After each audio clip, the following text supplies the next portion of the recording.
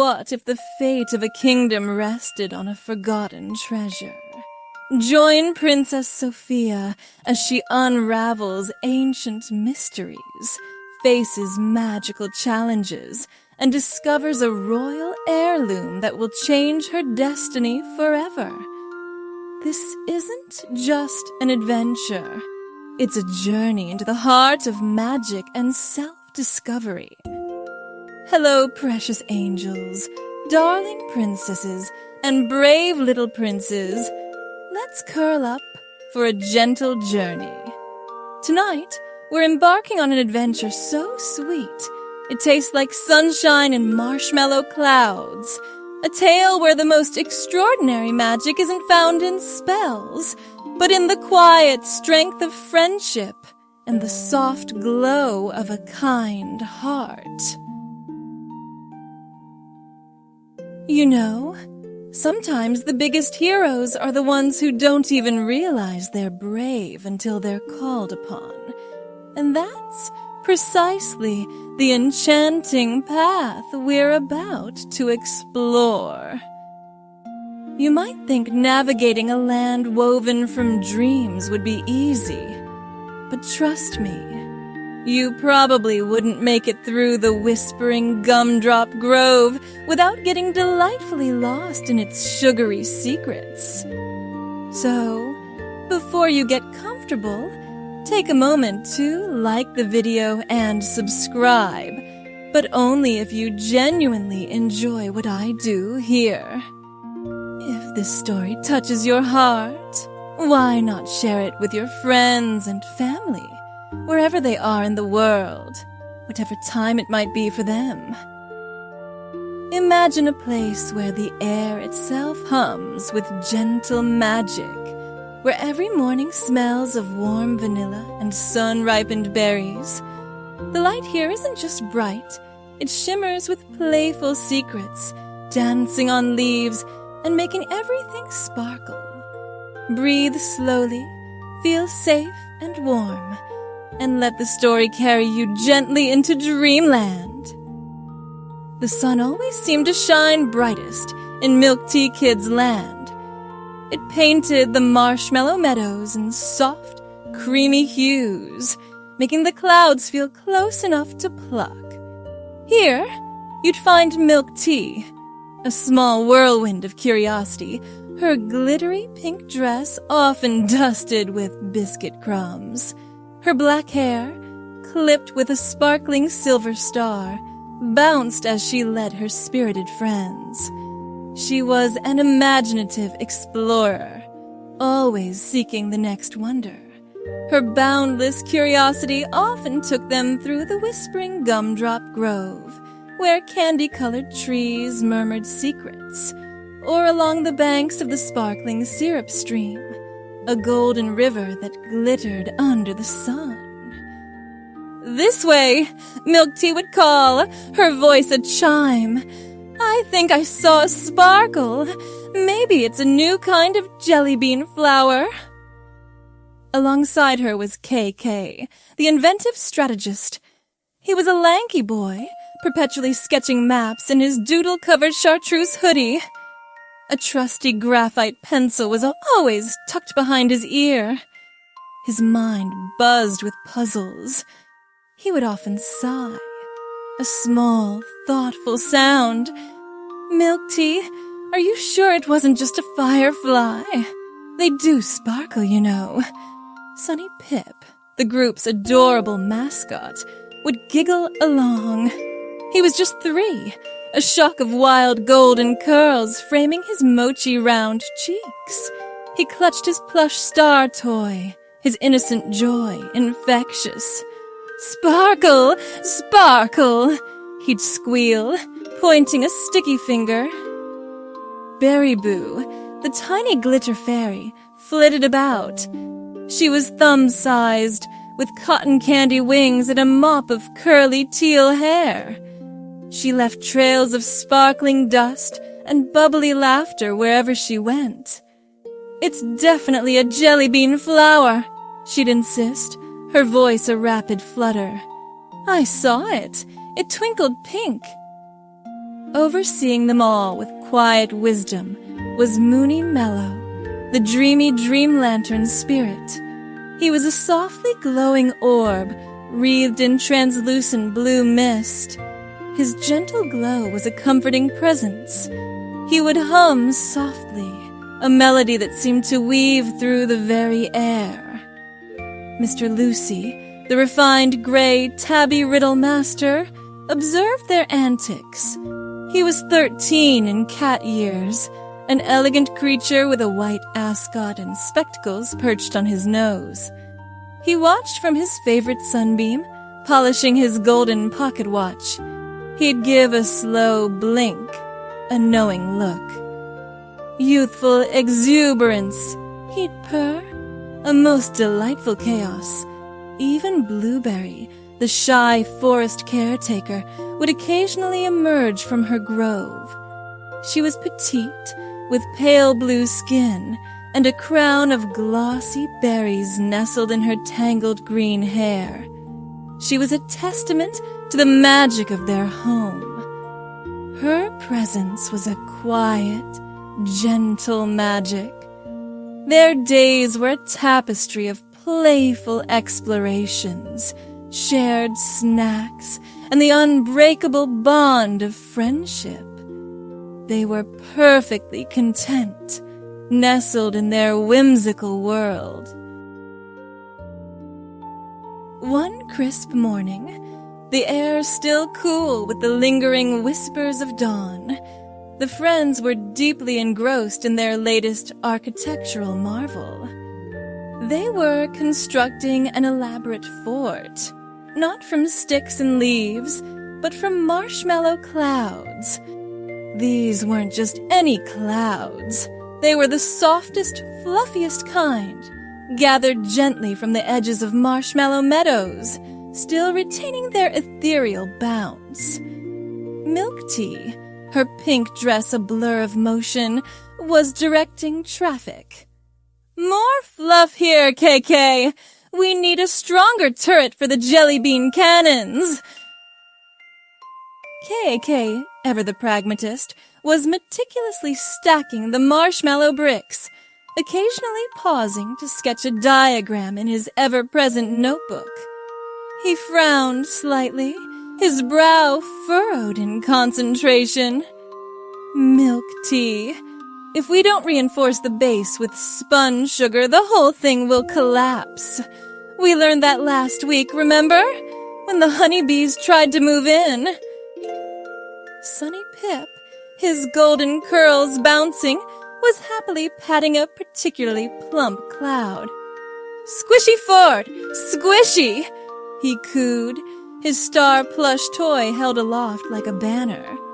Berryboo, meanwhile, was attempting to decorate the fort with dandelion fluff, which promptly blew away with her enthusiastic fanning. "Oh, blast it all!" she exclaimed, her tiny voice surprisingly loud. "This fluff is too fluffy." Mr. Lucy, observing from a nearby sunbeam, let out a soft rumble. "Precision. Young K is the architect's true friend, though sometimes," he added, a mischievous glint in his eye, "a little chaos adds character." Suddenly, a shimmering ripple disturbed the placid air above them. It wasn't the usual playful shimmer of Berryboo's glitter or the sun on the syrup stream. This was different, more urgent, like a bell chiming silently in the sky. All eyes turned upwards, marshmallow dust still clinging to their eyelashes. From the shimmering portal, a figure descended. It was Ziggy Zip, the royal messenger, small and quick, with a mop of untamable violet hair. He was practically draped in a sash, stuffed with urgent scrolls, one of which looked suspiciously like a squished sugar plum. His emerald eyes, usually sparkling with mischief, held a rare seriousness. He landed with a soft thump, scattering a few stray gumdrop seeds. "Whoa! Look, MilkTea gasped, pointing her toy broom, which she always carried, ready for any adventure. It's Ziggy. He looks, important. Ziggy Zip, a little breathless, pulled a pristine silver-bound scroll from his sash. It shimmered with an inner light, radiating a faint, sweet scent of jasmine. "Urgent summons!" he declared, his voice a rapid-fire delivery. "For Princess Sofia, from the Elder Council, highest priority." He then promptly tripped over a marshmallow cloud, sending the sugar plum flying. Sunny Pip giggled, retrieving it before Ziggy could even right himself. Princess Sofia, who had been quietly tending to a patch of luminous moon-petal flowers near their fort, straightened up. She was tall for her age, her chestnut braids usually adorned with fresh blossoms. Her hands, often dirty from the gardens, paused mid-air. Her soft brown eyes, usually alight with a gentle warmth, widened slightly. "For me," she murmured, a hint of surprise in her voice. "A summons from the Elder Council?" Ziggy Zip finally managed to stand upright, dusting off his purple tunic. "Yes, Princess Sofia, straight from the highest tower. The message is dire."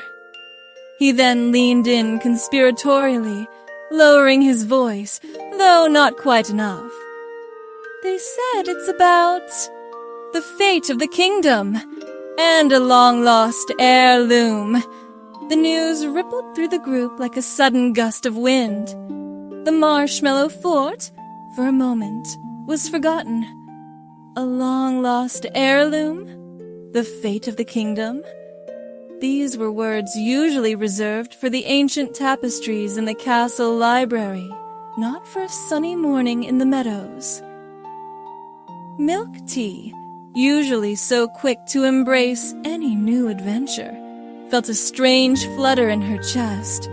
It wasn't the excited flutter of discovering a new shortcut through the whispering gumdrop grove. This felt heavier. "The fate of the kingdom," she repeated, her voice softer than usual. "That sounds very big." KK adjusted his spectacles, his analytical mind already trying to process the implications. "An heirloom, you say, Ziggy? What kind of heirloom? Is it a map? A puzzle box? Does it have intricate gears?" Ziggy Zip shook his head vigorously, his violet hair a blur. "The scroll is sealed, KK. Only Princess Sofia may break the seal. But the council made it sound very, very old. And very, very important." He handed the scroll to Sofia, his small hands trembling slightly with the gravity of his mission. Sofia took the scroll, her fingers brushing against the cool, ancient parchment. It felt heavy, not just in weight, but with an unspoken responsibility. Her rosy cheeks, usually so vibrant, paled slightly. She, who found her greatest joy in coaxing rare lilies to bloom and chasing drowsy honeybees from her flower beds, now held the weight of her entire world in her hands. She broke the seal, a faint chime echoing through the meadow as the magic broke. She unrolled the scroll carefully, her eyes scanning the elegant script. Her expression grew more serious with each line. "It says, 'I must seek out a long-lost heirloom,'" she read aloud, her voice barely a whisper. "One that holds the very fate of MilkTea Kid's land.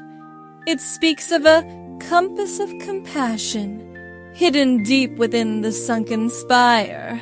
She looked up, her gaze sweeping over her friends, then towards the distant, shimmering haze that marked the edge of their known world. The sun, which had seemed so bright moments ago, now cast long, uncertain shadows. An heirloom?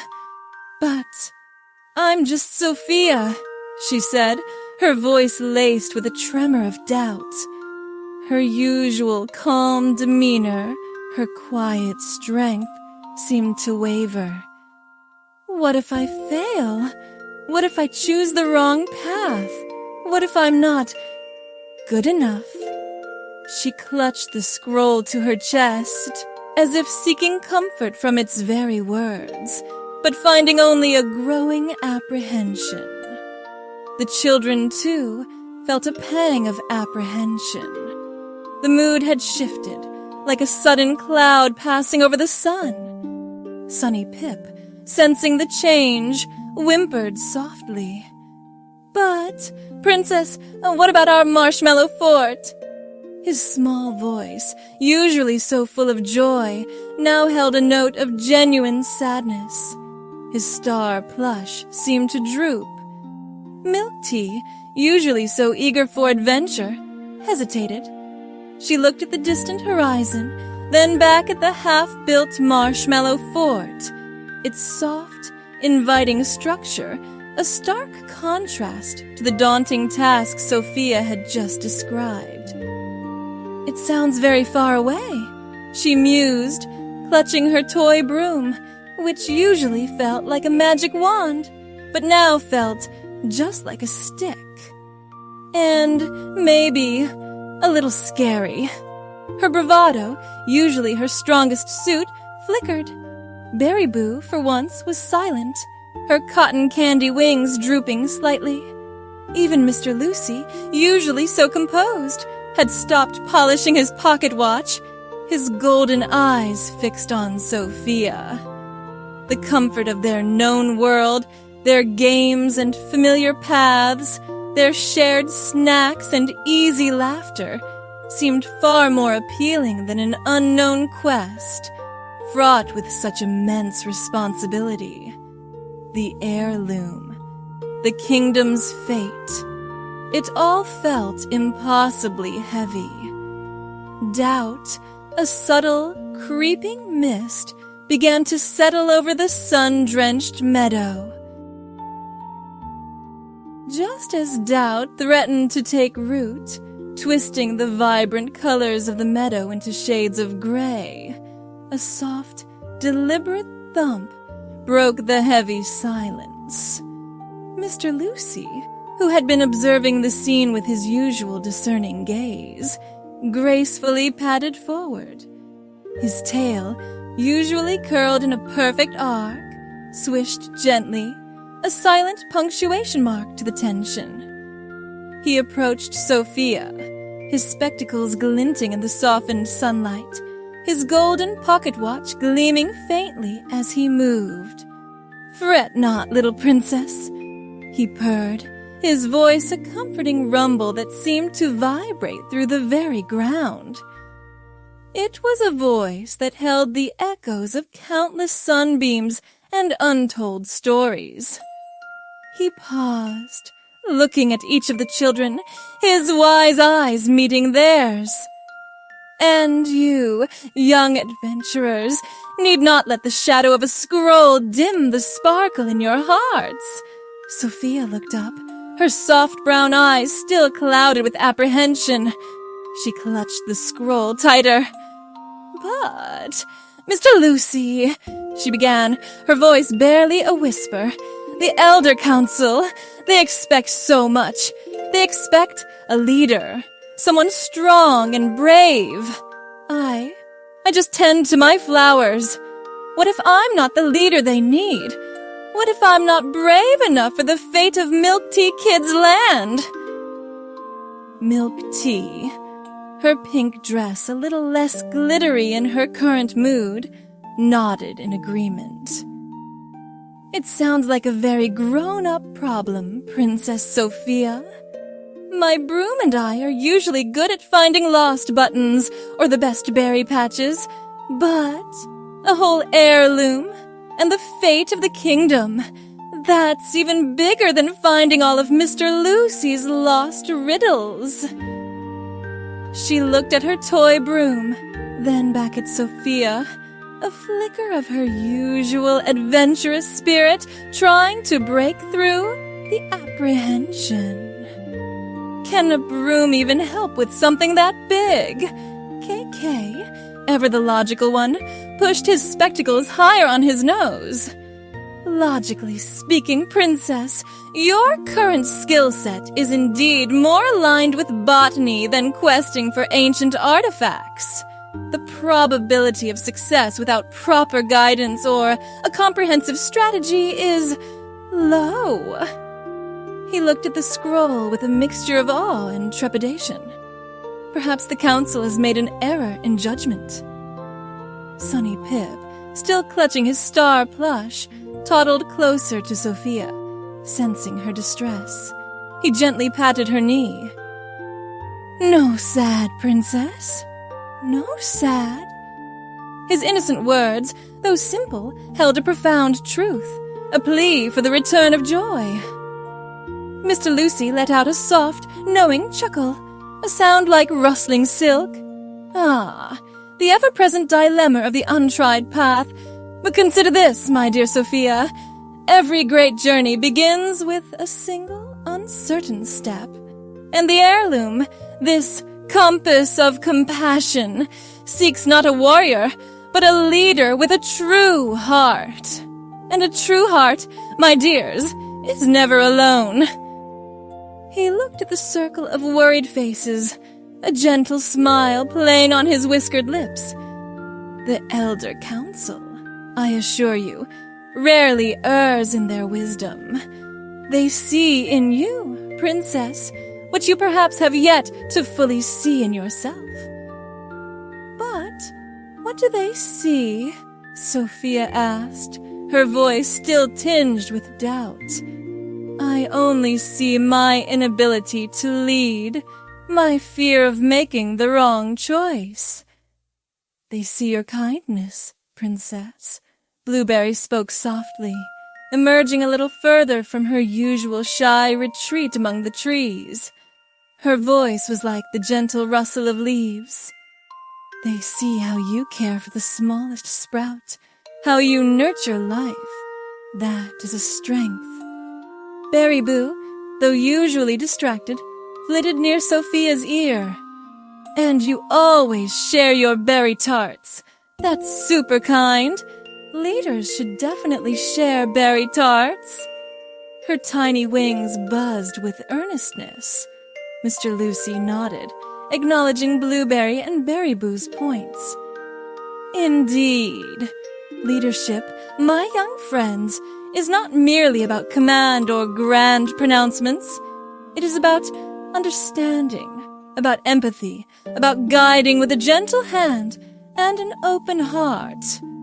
And these qualities, Princess, you possess in abundance. He then turned his gaze towards KK, a playful glint in his eye. And as for the path, young strategist, sometimes the best maps are drawn not with lines, but with intuition. He then posed a riddle, his voice taking on a slightly theatrical cadence, drawing everyone's attention. I have cities, but no houses, forests, but no trees, and water, but no fish. What am I? KK's brow furrowed in thought, his pencil already twitching behind his ear. Cities, no houses, forests, no trees, water, no fish. He began to pace, muttering to himself, his mind already dissecting the clues. MilkTea watched him, a small smile starting to form on her face.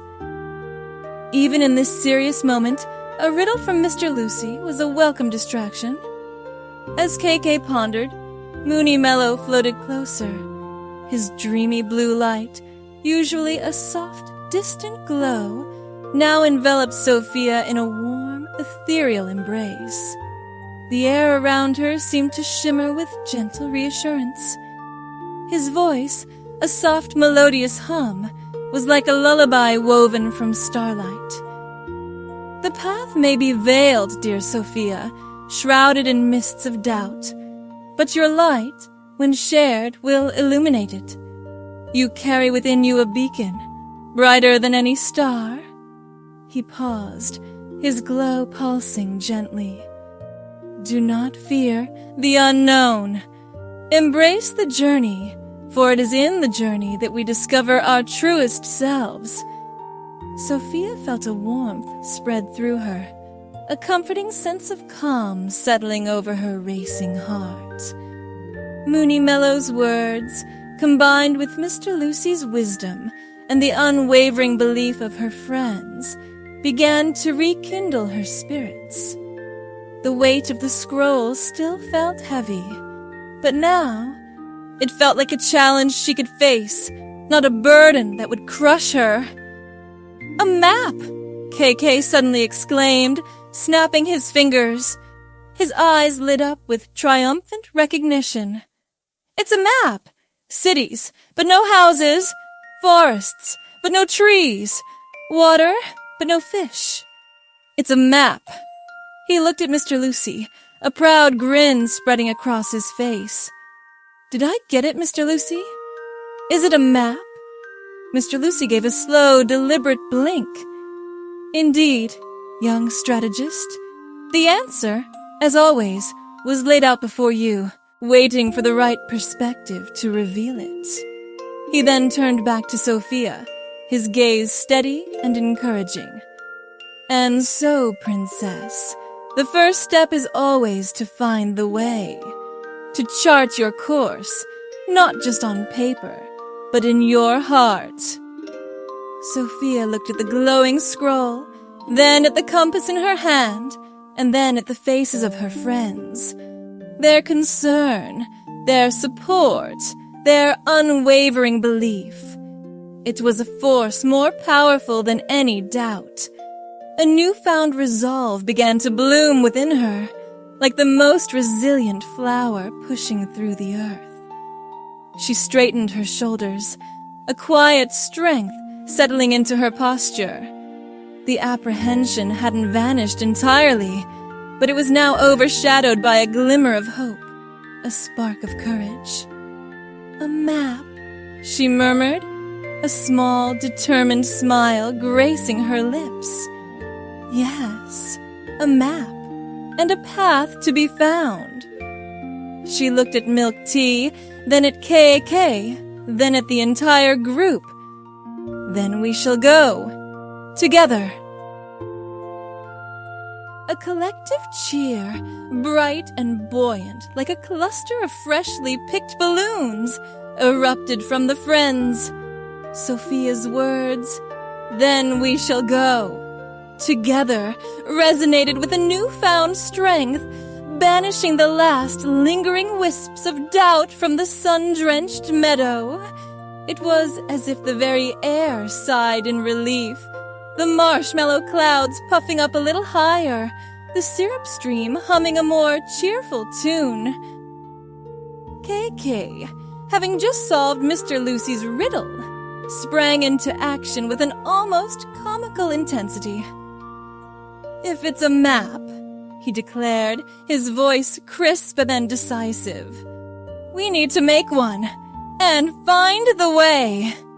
He pulled out his largest, most crumpled map from his doodle-covered hoodie pocket, spreading it across a flat, mossy stone. "This is it! The base layer! We'll need coordinates, landmarks, potential shortcuts. Oh, this is splendid!"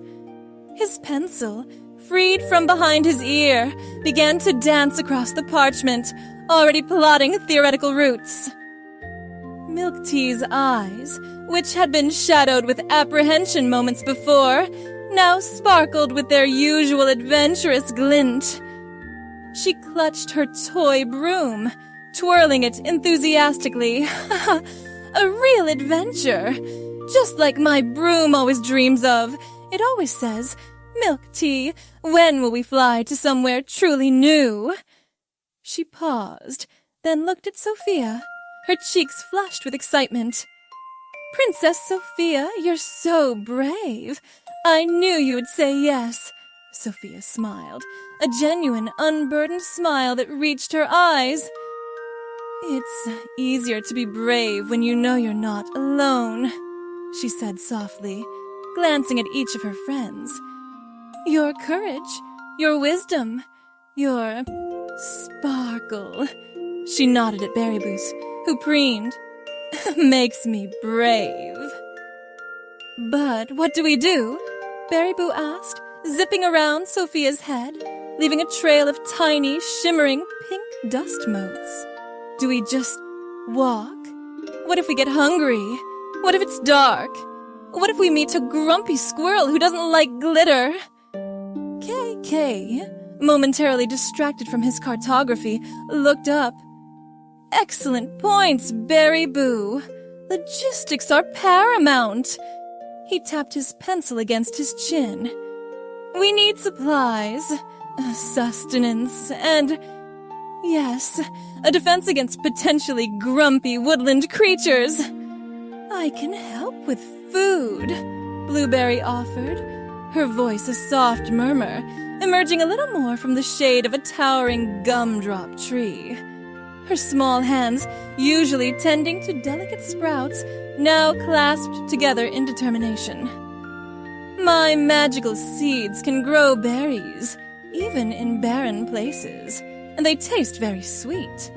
Sunny Pip, always eager to contribute, held up his star plush. Star power, he declared, though no one was quite sure what star power entailed beyond infectious joy. He then pointed to Berryboo. Glitter? For brave! Berryboo puffed out her tiny chest. Yes, my glitter dust. It's for courage, and sometimes for distracting grumpy squirrels. She giggled, already imagining a cloud of sparkling pink dust bewildering a forest creature. A pinch for MilkTea, a dash for KK, a sprinkle for Princess Sofia. Everyone gets brave glitter. And what about guidance? Sophia asked, looking at Mr. Lucy. The scroll mentioned the Sunken Spire. How do we find it? Mr. Lucy, who had been observing the flurry of preparations with a serene amusement, stepped forward. Ah, the spire. Its location is not fixed by mere longitude and latitude, young KK. It reveals itself to those who are truly ready.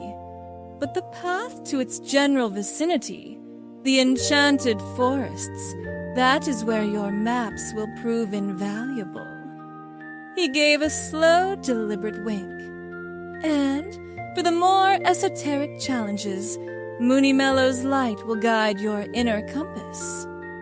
Moony Mello, floating nearby, pulsed with a gentle blue light. My glow will always be with you, he hummed, his voice like the softest evening breeze. A quiet reminder that light always follows darkness, and hope, despair. Right. MilkTea clapped her hands, her excitement now fully rekindled. So, Blueberry, your seeds for snacks. Berryboo, your glitter for courage. KK, your maps for knowing where we're going. And Princess Sofia, you have the most important thing, your kind heart. She then looked at her broom. And my broom and I will lead the way. KK, meanwhile, was already sketching a detailed packing list. Water skins, dried fruit leathers, a compass, a real one, not a riddle, spare pencils, parchment, emergency gumdrop rations. He scribbled furiously. And a small, portable, marshmallow cloud repair kit, just in case. The preparations were swift and spirited. Blueberry gathered a small pouch of her magical seeds, each one shimmering with a faint, verdant glow. Berryboo, with much dramatic flair, filled a tiny, intricately carved acorn with her most potent courage glitter, which sparkled with all the colors of the rainbow. KK, after much deliberation, selected his most reliable maps, each one meticulously drawn and folded a testament to his strategic mind. Sophia, meanwhile, packed a simple satchel, her hands moving with a quiet determination. She included a small, smooth river stone, a gift from her mother, a reminder of grounding and strength. Sunny Pip, of course, ensured his star plush was securely tucked under his arm. "Are we ready?"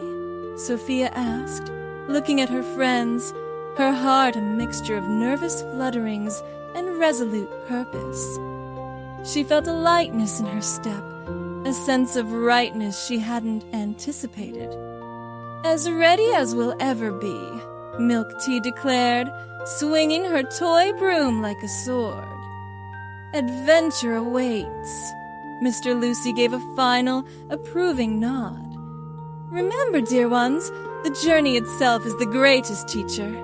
Listen to the whispers of the wind, the wisdom of the trees, and most importantly, to the gentle promptings of your own hearts." With a collective cheer that echoed through the now empty marshmallow fort, the friends turned towards the edge of MilkTea Kids' land. They left behind the familiar, joyful boundaries of their home, the comforting softness of marshmallow meadows, the sweet scent of whispering gumdrop grove, the playful glint of the sparkling syrup stream.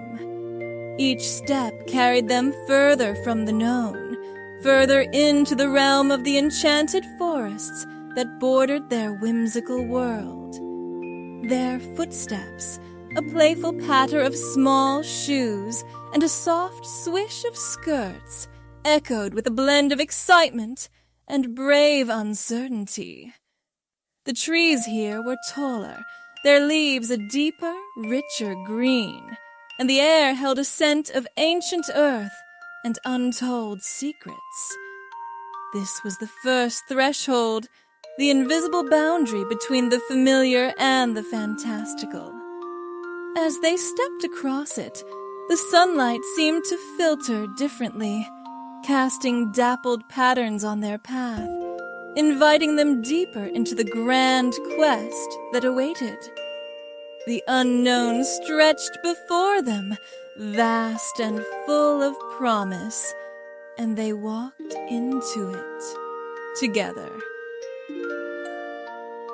Your journey immediately plunged you into a world of wonders and challenges.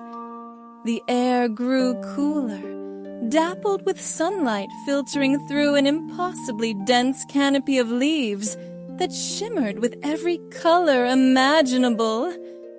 The ground under your feet became a soft carpet of moss and fallen petals, each step a quiet whisper. You found yourselves walking through shimmering lakes, their surfaces like polished mirrors reflecting the sky.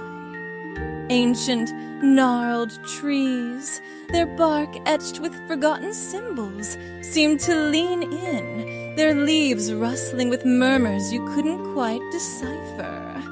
Forgotten ruins, overgrown with glowing vines, hinted at stories untold, inviting your imagination to wander. "Oh, look!" MilkTea exclaimed, pointing her toy broom towards a cluster of iridescent mushrooms. "They glow! Can we eat them? Do you think they taste like blueberry muffins?" Her curiosity was boundless, her spirit unfazed by the shift in scenery. Kay, ever cautious, consulted his meticulously drawn map, holding it up to the light. "According to my calculations, based on the moss growth and the angle of the sun through the canopy, we should be approaching the Whispering Falls. But the map also indicates a gnome's grumble somewhere nearby. Prepare for riddles, everyone." He adjusted his spectacles, a smudge of ink on his cheek, a testament to his diligent mapping. As if on cue, A grumpy ancient gnome, no bigger than Sunny Pip's star plush, emerged from behind a particularly knobby root. He had a long, white beard that dragged on the ground and a perpetually furrowed brow. He crossed his tiny arms, a scowl on his face. Halt! Who dares disturb the quiet contemplation of Gnorman, guardian of the Whispering Falls? Passage is granted only to those who can unravel my naughty thoughts. He then proceeded to scratch his beard, looking quite pleased with himself. Oh, dear, Sophia whispered, her hand instinctively going to her satchel. He looks rather cross. MilkTea, however, was undeterred. A riddle, just like Mr. Lucy's. This is exciting. She bounced on her toes. What's the riddle, Mr. Norman? Norman puffed out his chest. I speak without a mouth and hear without ears. I have no body, but I come alive with wind. What am I?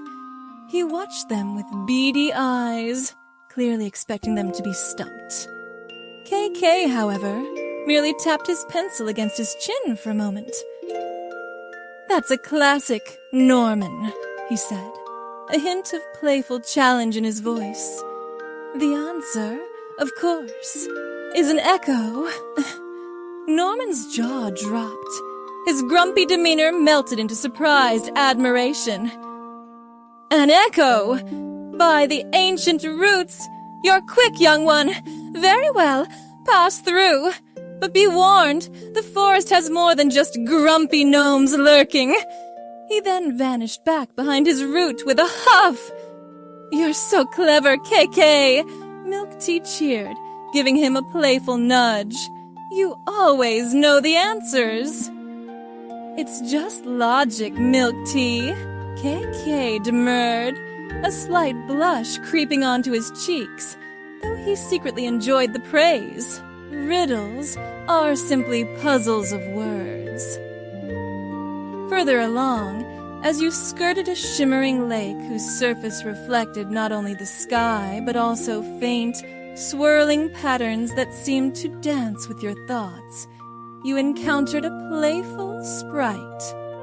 She was a tiny creature, barely visible, flitting between water lilies, her laughter like tinkling bells. "Oh, travelers," she chirped, her voice light and airy. "Such serious faces. The lake demands a song, a joyful tune or no passage." Sophia hesitated. "A song? I'm not much of a singer, I'm afraid. My voice is better suited for humming lullabies to wilting plants." Sunny Pip, however, immediately started to hum a cheerful, wordless tune, his golden curls bobbing. Berryboo, seeing her chance, zipped forward. "I can sing, I can hum, I can do both." She began to hum a joyful melody, her tiny voice surprisingly strong, a delightful blend of buzzing wings and melodic notes. She even added a few improvised dance moves, trailing glitter in her wake. The sprite, delighted, clapped her tiny hands, her laughter echoing through the trees. "Oh, that's beautiful, Berryboo."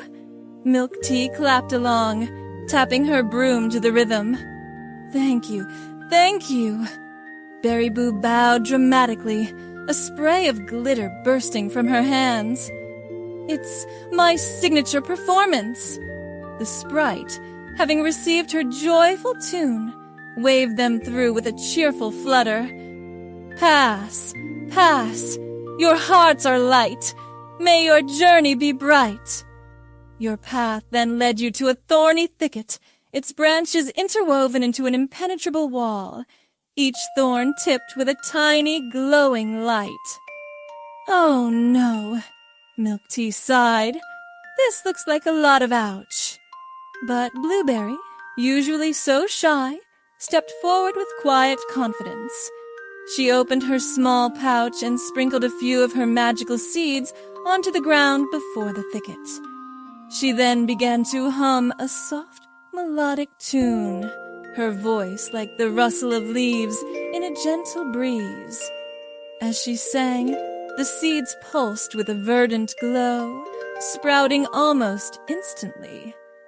Delicate, luminous flowers began to bloom, their petals unfurling to create a path through the thorns. The thorns themselves softened, retreating as if soothed by her song. "Wow, Blueberry!" Sunny Pip exclaimed, his eyes wide. "Pretty flowers."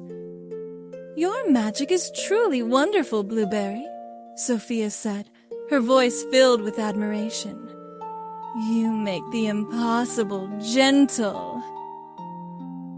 Just as they were about to cross, a giant bumblebee, its fuzzy body as large as MilkTea's head, buzzed angrily from within the thicket, startled by their presence. Its wings beat like tiny drums, and it looked ready to charge. Sofia, MilkTea, and KK instinctively recoiled, but Blueberry, calm and serene, extended her hand, her gentle voice reaching out to the agitated creature. "Peace, little friend. We mean no harm. We only seek passage." She offered a tiny, glowing berry from her pocket. The bumblebee, sensing her sincerity, paused.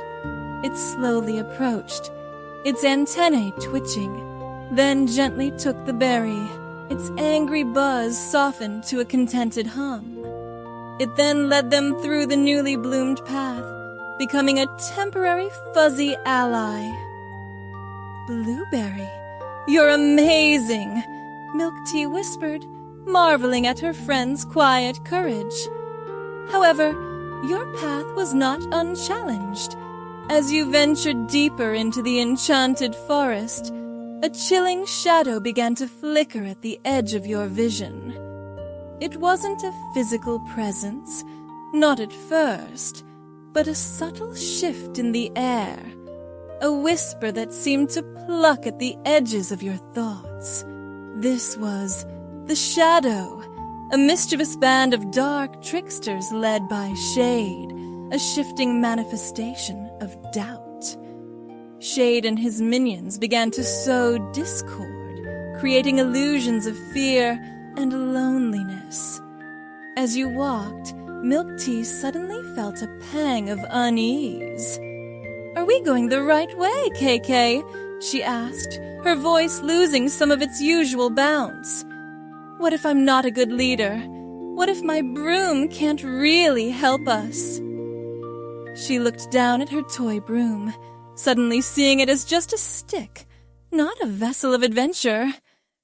A whisper, cold and insidious, seemed to slither into Sofia's ear. "You are just Sofia, a gardener. What do you know of leading a kingdom? They will laugh at you." Sofia's shoulders slumped slightly, her earlier resolve momentarily faltering. "You are not worthy." Sunny Pip, who had been happily collecting glowing pebbles, suddenly stopped. He looked around, his bright eyes wide with a fleeting fear. He heard strange, frightening noises, like rustling leaves that sounded like menacing whispers, or twigs snapping like tiny monsters approaching.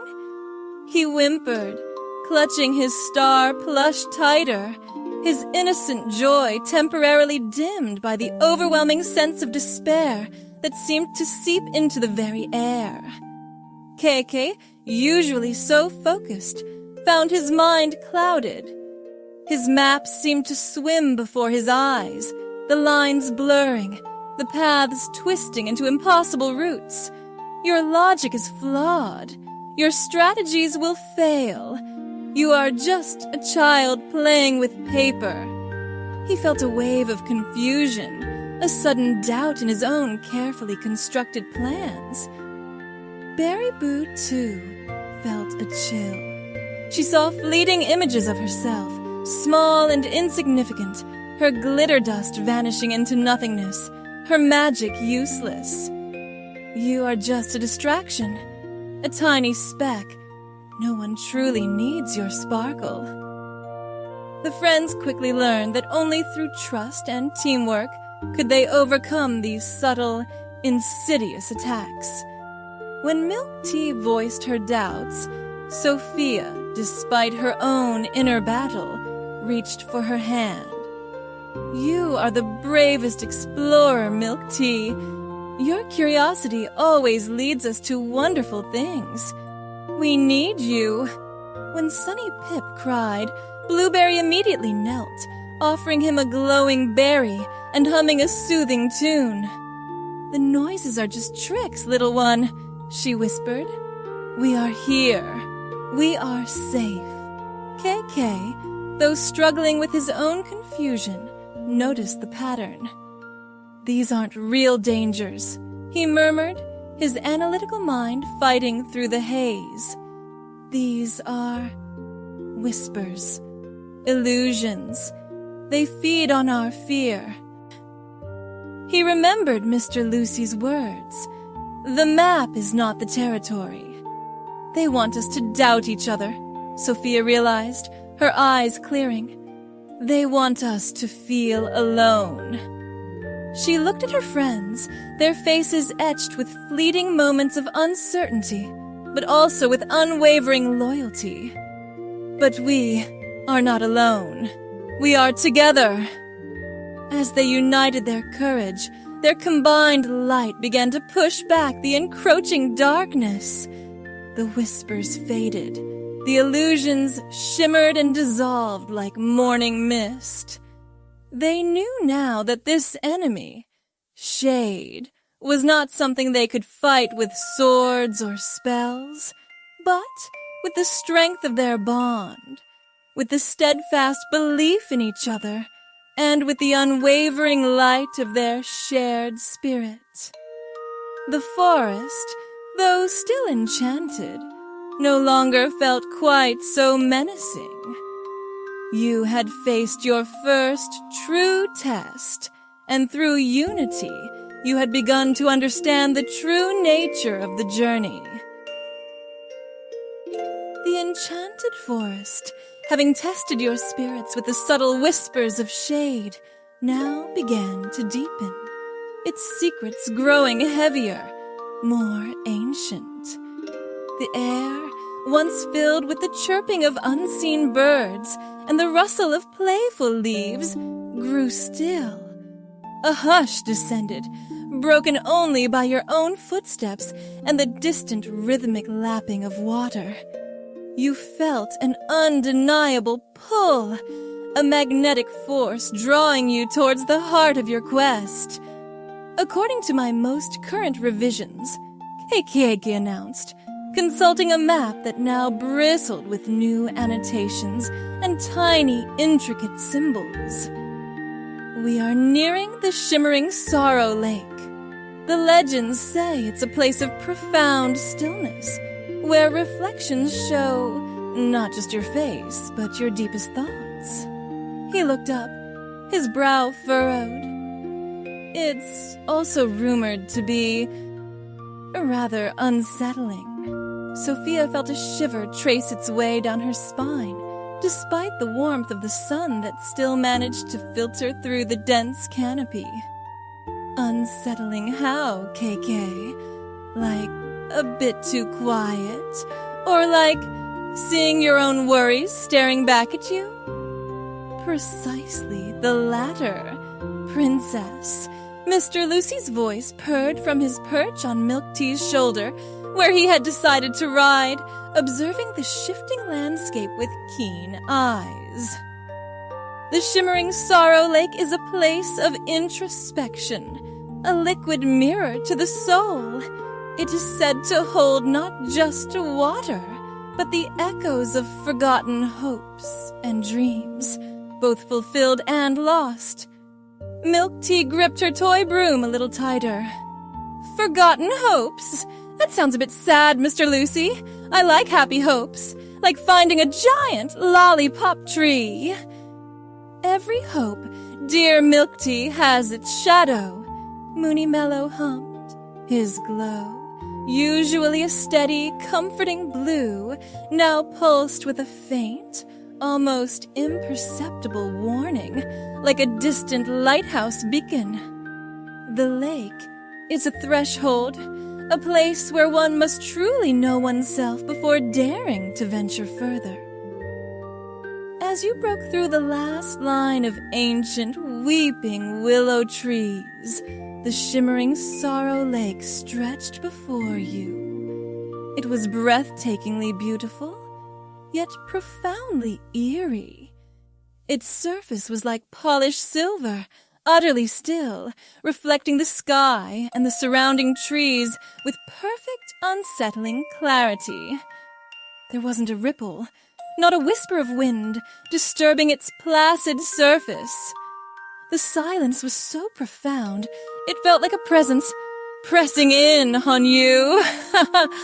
Sunny Pip, who had been skipping along, suddenly stopped. His golden curls seemed to lose some of their bounds. He pointed to the lake with a small, trembling finger. Water? So quiet! His innocent joy seemed to dim, replaced by a thoughtful solemnity unusual for him. "This is it, isn't it?" Sofia whispered, her voice barely audible in the profound stillness. "The place where the heirloom is hidden." Mr. Lucy nodded, his golden eyes fixed on the distant center of the lake. "Indeed, Princess. Deep beneath those quiet waters lies the Sunken Spire, the resting place of the compass of compassion. It is an ancient structure, built by the first dreamweavers, said to hold not just treasures, but also lost hopes and forgotten truths." "The Sunken Spire," KK repeated, consulting his map again, though his eyes kept darting back to the lake. "My research indicates it's protected by a labyrinth of forgotten memories." "What exactly does that entail, Mr. Lucy?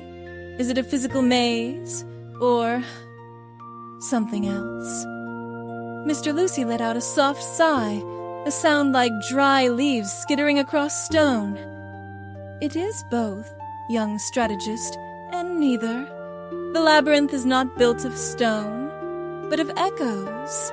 It is a place where your own memories, your regrets, your fears, and your unfulfilled desires can manifest as pathways, as illusions. Only those who can face their own inner shadows, who can discern truth from illusion within their own hearts, can navigate its depths." Sofia felt a cold knot tighten in her stomach. Face our inner shadows. What if our shadows are too strong? What if they trap us? She thought of the whispers shade had sent, the doubts that had flickered in her heart. This felt like a direct invitation for those doubts to become real, tangible obstacles. "That's exactly what Shade wants," Berryboo piped up, her tiny voice cutting through the heavy atmosphere. She zipped around Sofia's head, leaving a trail of sparkling dust. "He wants us to be scared. He wants us to think our shadows are too big." "But how do you fight something that's inside you?" MilkTea asked, her brow furrowed. "It's not like you can bop a bad memory with a broom." She looked at her toy broom, then back at the shimmering, silent lake, her usual enthusiasm tempered by a genuine unease. Moony Mello's glow intensified slightly, a gentle reassurance. "You do not fight your shadows, dear ones. You acknowledge them. You understand them. For it is only by embracing all parts of yourselves that you can truly see the path forward. The lake itself is a part of this test, isn't it?" Sofia mused, stepping closer to the water's edge. Her reflection stared back at her, unnervingly clear. For a moment, she saw not just her face, but a fleeting image of herself, small and insignificant, tending to her garden, while a grand, regal queen stood behind her, disapproving. "You are not enough." The whisper was faint, but it was there, an echo of her deepest insecurity. She quickly looked away, a fresh shiver running through her. "Yes, Princess," Mr. Lucy confirmed, observing her reaction. "The lake is known for its eerie stillness and the unsettling reflections it casts. It is a prelude, a mirror to prepare you for the labyrinth within the spire. It magnifies what lies beneath the surface." KK, despite his analytical mind, felt a strange sensation as he looked at his own reflection. For a moment, his meticulously organized thoughts seemed to scatter, replaced by a jumble of half-finished equations, maps without destinations, and the faint, persistent worry that all his logic might eventually lead nowhere. What if you can't solve the ultimate puzzle? Blueberry, standing quietly beside Sofia, reached out and gently touched the water. Her reflection showed a small, timid girl hiding amongst the trees, shying away from laughter and crowds. But then, as she looked closer, she also saw a strong, verdant glow around her, the image of resilient roots reaching deep into the earth. She took a deep breath, a quiet strength emanating from her. "The lake shows truth," she whispered, "but truth can be beautiful too." "This is the point of no return, isn't it?" Sofia said, her voice firming, her gaze sweeping over her friends. She looked at MilkTea, who, despite her apprehension, still held her broom with a determined grip. She looked at KK, whose mind was already working to dissect this new, abstract challenge. She looked at Sunny Pip, who, though quiet, was bravely standing by her side. She looked at Berryboo, whose sparkle, though momentarily dimmed, was still there, ready to burst forth. And she looked at Blueberry, whose quiet courage was a steady anchor.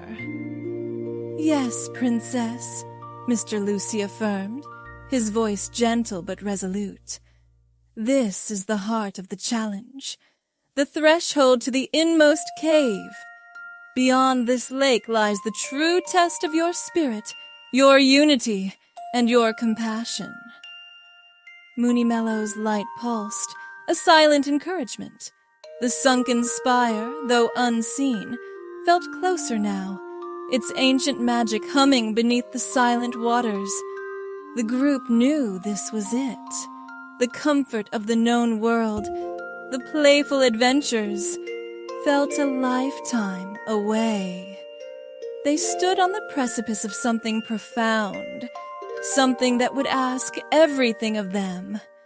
The stillness of the shimmering sorrow lake seemed to hold its breath, waiting for their decision. They had to cross. They had to face what lay beneath, together. The decision made, a quiet resolve settled among you. With Moony Mello's gentle light guiding your way, and Mr. Lucy perched watchfully on Sofia's shoulder, you carefully approached the shimmering Sorrow Lake. The water, so still and reflective, seemed to part for you, not with a dramatic splash, but with a soft, almost imperceptible ripple, revealing a hidden entrance beneath its glassy surface. It was a swirling vortex of deep blues and greens, pulling you gently downwards. The air grew heavy, thick with the scent of ancient stone and forgotten magic. Entering the Sunken Spire was a descent into a world of distorted light and unsettling quiet. The light that filtered through the water above was fractured, bending into strange, shimmering patterns that danced on the crystalline walls. Every sound was muffled, making your own heartbeats seem to echo loudly in the profound silence. The spire itself was an architectural marvel carved from pale, glowing crystal, but it hummed with an eerie, melancholic energy. "It's beautiful," Sofia whispered, her voice hushed, "but so lonely." "Lonely is exactly what Shade wants us to feel," MilkTea replied, her voice a little shaky, but her grip on her toy broom firm. She tried to make a joke to lighten the mood. "It's like the quietest library ever, but without the comfy chairs and the friendly librarians." But the moment you stepped deeper into the spire's heart, Shade intensified his attacks. He didn't appear as a swirling shadow, not yet. Instead, he worked insidiously, twisting the very air, weaving illusions that pitted you against each other, feeding on your deepest insecurities. The distorted light began to play tricks on your eyes, and the unsettling quiet filled your minds with unwelcome whispers. MilkTea, who had always seen herself as the spirited leader, suddenly felt a wave of self-doubt wash over her. She saw herself tripping over her own feet, her broom clattering uselessly, her grand plans dissolving into chaos. A whisper slithered into her mind. "You are clumsy. You are not a leader. You just make things messier." She hesitated, her usual confident stride faltering. Maybe I'm not very good at this," she murmured, her voice small. "I just keep getting us into trouble. What if I make the wrong choice now?" KK, who relied so heavily on his logic and his maps, found his carefully constructed world crumbling. The lines on his maps seemed to twist and coil, turning into impossible routes, leading nowhere. He saw himself lost, utterly directionless, his brilliant mind failing him. Your maps are useless here. Your logic is foolish. You are a failure. He stared at his parchment, his pencil clutched tightly, a cold dread creeping into his heart.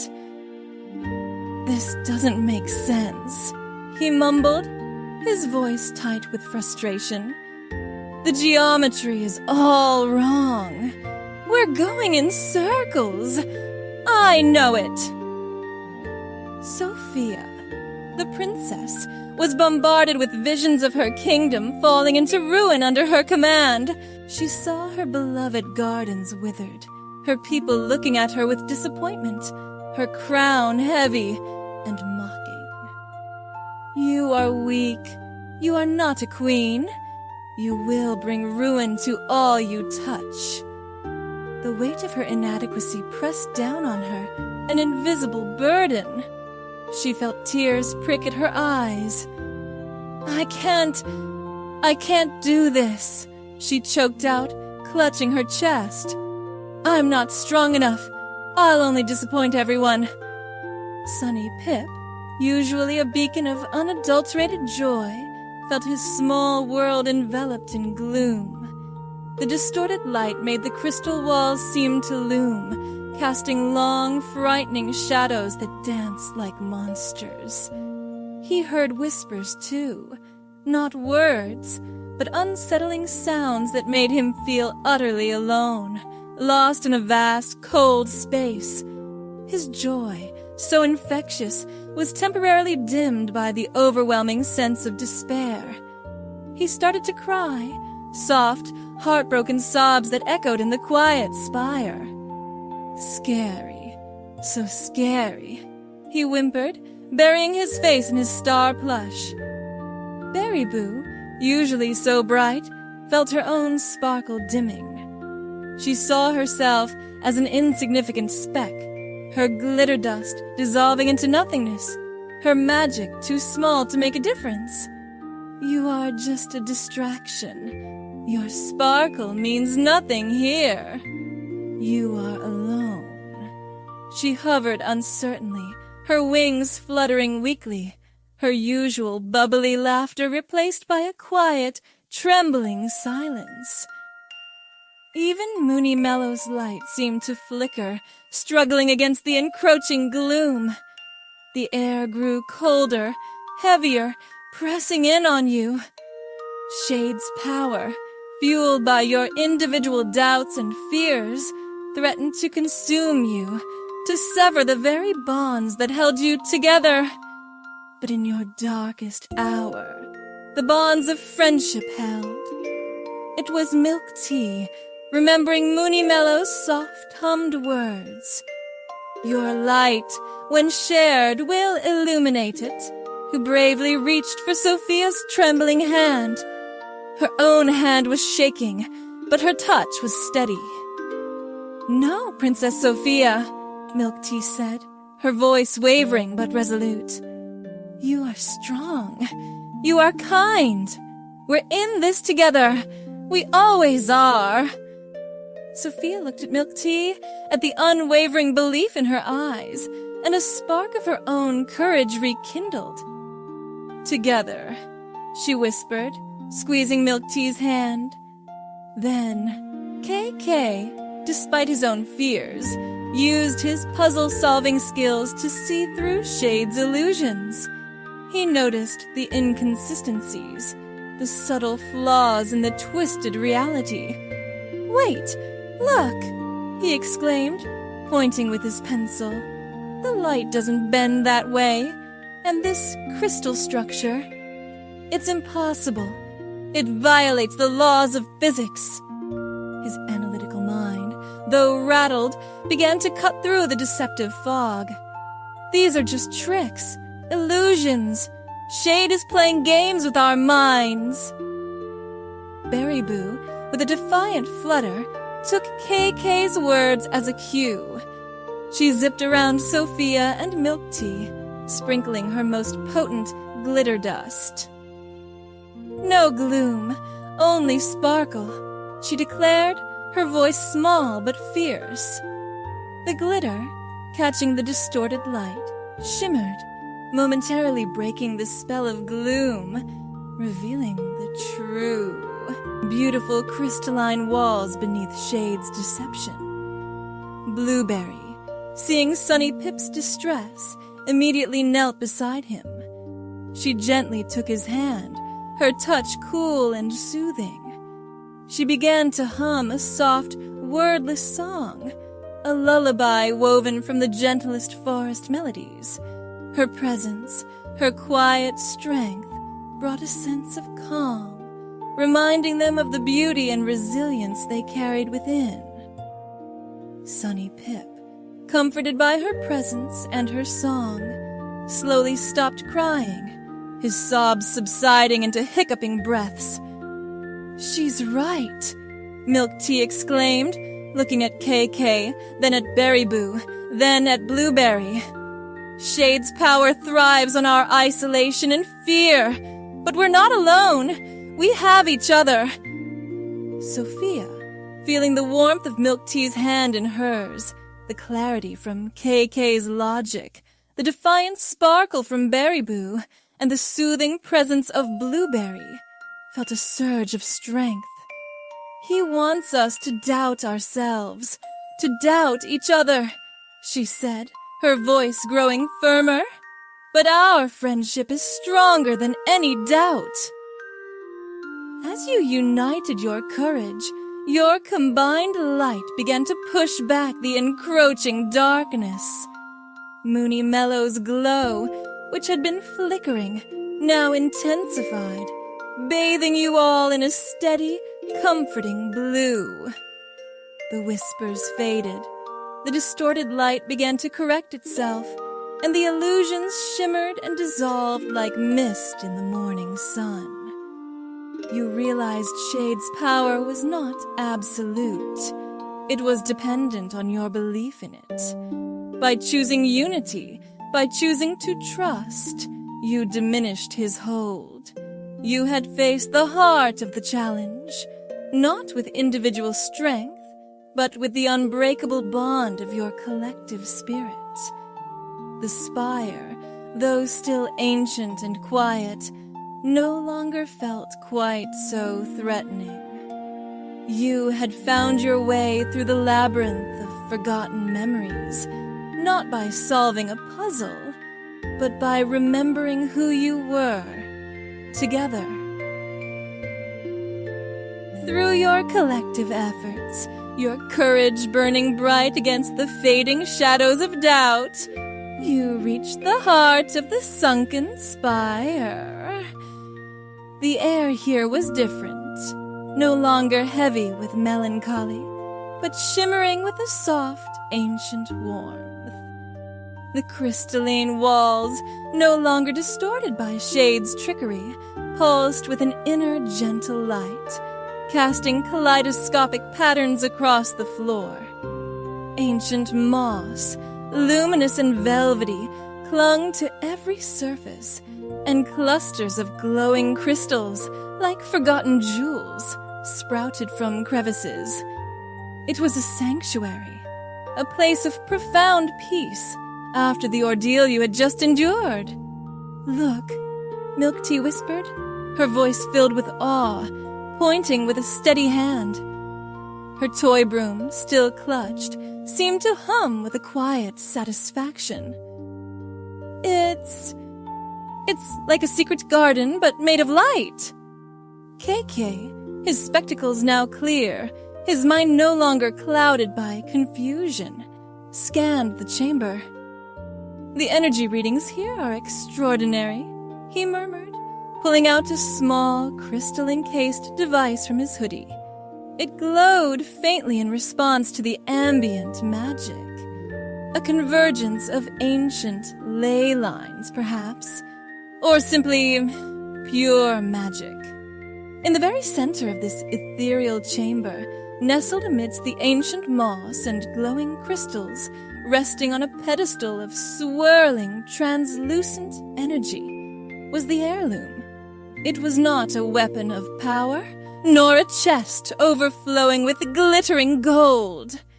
It was not a crown blazing with jewels, nor a scepter imbued with command. It was a delicate, ornate compass. Its casing was crafted from a metal that shimmered like moonlight on a calm lake, intricately carved with symbols that seemed to tell stories of forgotten stars and gentle breezes. The needle, instead of pointing north, pulsed with a warm, gentle light, radiating outwards in soft, concentric circles. It glowed with an inner luminescence, a soft, inviting beacon in the heart of the spire. Sofia stepped forward, her heart quickening but not with fear, with an overwhelming sense of recognition, of rightness. "The compass of compassion," she breathed, the words a reverent whisper. "It doesn't look like much, does it?" Berryboo mused, zipping around it, leaving a trail of curious glitter. No big sparkles, no loud noises, just soft. Sunny Pip, however, reached out a tiny hand towards it, his eyes wide and serene. "Warm," he said simply, his voice filled with an innocent understanding. Mr. Lucy, his gaze fixed on the compass, nodded slowly. "Indeed, little fairy. For true power, dear ones, is often found not in ostentation, but in quiet depth. This is not a compass that points to riches or glory, but one that guides rulers not to wealth, but to understanding, to empathy, to the very heart of their people." Sofia reached out, her fingers trembling slightly, and carefully took the compass from its pedestal. Its warmth spread through her hands, a gentle, comforting heat that seemed to seep into her very being. As she held it, a profound sense of clarity washed over her, a feeling of purpose so pure and strong it banished every last vestige of doubt. It's not what I expected," she said, her voice filled with wonder. "I thought it would be something grand, something that would command respect. But this feels like it earns it." MilkTea, ever observant, noticed the change in Sofia. "Princess Sofia, you look different, like the sun just came out inside you." "It's true," KKK added, his analytical mind processing the emotional shift. "Your aura, Princess, it's radiating a new kind of energy, a very harmonious frequency." Moony Mello's glow intensified, reflecting the light of the compass. "It is the awakening of a truth that was always within you, Sophia. The compass merely helps you to perceive it, to direct it. This is the sword they spoke of, isn't it?" Sophia mused, turning the compass in her hands, watching its gentle glow. "Not a weapon to fight with, but a tool to guide, a profound understanding." "Precisely, Princess," Mr. Lucy affirmed, his golden eyes gleaming with satisfaction. "The greatest battles are not fought with blades, but with wisdom. And the greatest victory is not over an enemy, but over one's own limitations, one's own fears." Blueberry, who had been quietly watching, stepped closer. "It feels like kindness," she whispered, reaching out a finger to gently touch the compass's glowing surface. "It feels like the way the flowers turn towards the sun, always seeking light." "And it feels like sharing," Berryboo added, zipping excitedly around Sofia. "Like when you share your last gumdrop, even if you really want it." Sunny Pip, his face alight with pure joy, clapped his hands. "Compassion for everyone." Sophia looked at the compass, then at her friends, her heart overflowing. She understood now. The Elder Council hadn't sent her to find a magic artifact that would simply give her leadership. They had sent her on a journey to discover what true leadership meant, not just for her kingdom, but for herself. The heirloom was not the destination. It was the revelation. It was the understanding that the most powerful force in the world wasn't strength or command, but the gentle, unwavering light of compassion. "This is the heart of it all," Sophia said, her voice clear and strong, filled with a quiet authority that was entirely new. "This compass doesn't point to power or riches. It points to where kindness is needed most. It points to understanding, to empathy, to unity. It's about seeing the struggles of others and helping them find their way, just as you all helped me find mine." She looked at each of her friends, a deep gratitude shining in her eyes. "You were my compass, my guides through the shadows. You showed me what true compassion looks like, what true leadership feels like." MilkTea beamed, her pink dress seeming to sparkle even brighter. "So we did it. We found the heirloom. We're heroes." "Indeed, MilkTea," Mr. Lucy purred, "and the greatest heroism, young one, is often found not in grand gestures, but in the unwavering support of a true friend. The warmth of the compass in Sophia's hands, The profound understanding that now bloomed in her heart transformed the entire chamber. The ancient walls seemed to hum with a renewed energy. The glowing crystals pulsed with a deeper light. You had faced your doubts, overcome the illusions, and emerged with something far more valuable than any treasure. The sword you had seized was not an object of force, but a profound understanding, a guiding light that would forever illuminate your path. The journey was far from over, but the most crucial lesson had been learned. As you emerged from the Sunken Spire, the profound peace of its heart still lingering in your minds, the world outside felt starker, almost brittle. The shimmering sorrow lake, though no longer reflecting the distorted illusions of your inner doubts, now shimmered with an unsettling, restless energy. The air was charged, not with the gentle hum of magic, but with an electric tension, a prickling sensation that raised the tiny hairs on your arms. The compass of compassion, held firmly in Sofia's hand, pulsed with a warm, steady light, a defiant beacon against the encroaching unease. "We did it!" MilkTea exclaimed, her voice echoing a little too loudly in the suddenly quiet landscape. She swung her toy broom in a triumphant arc. "We found it!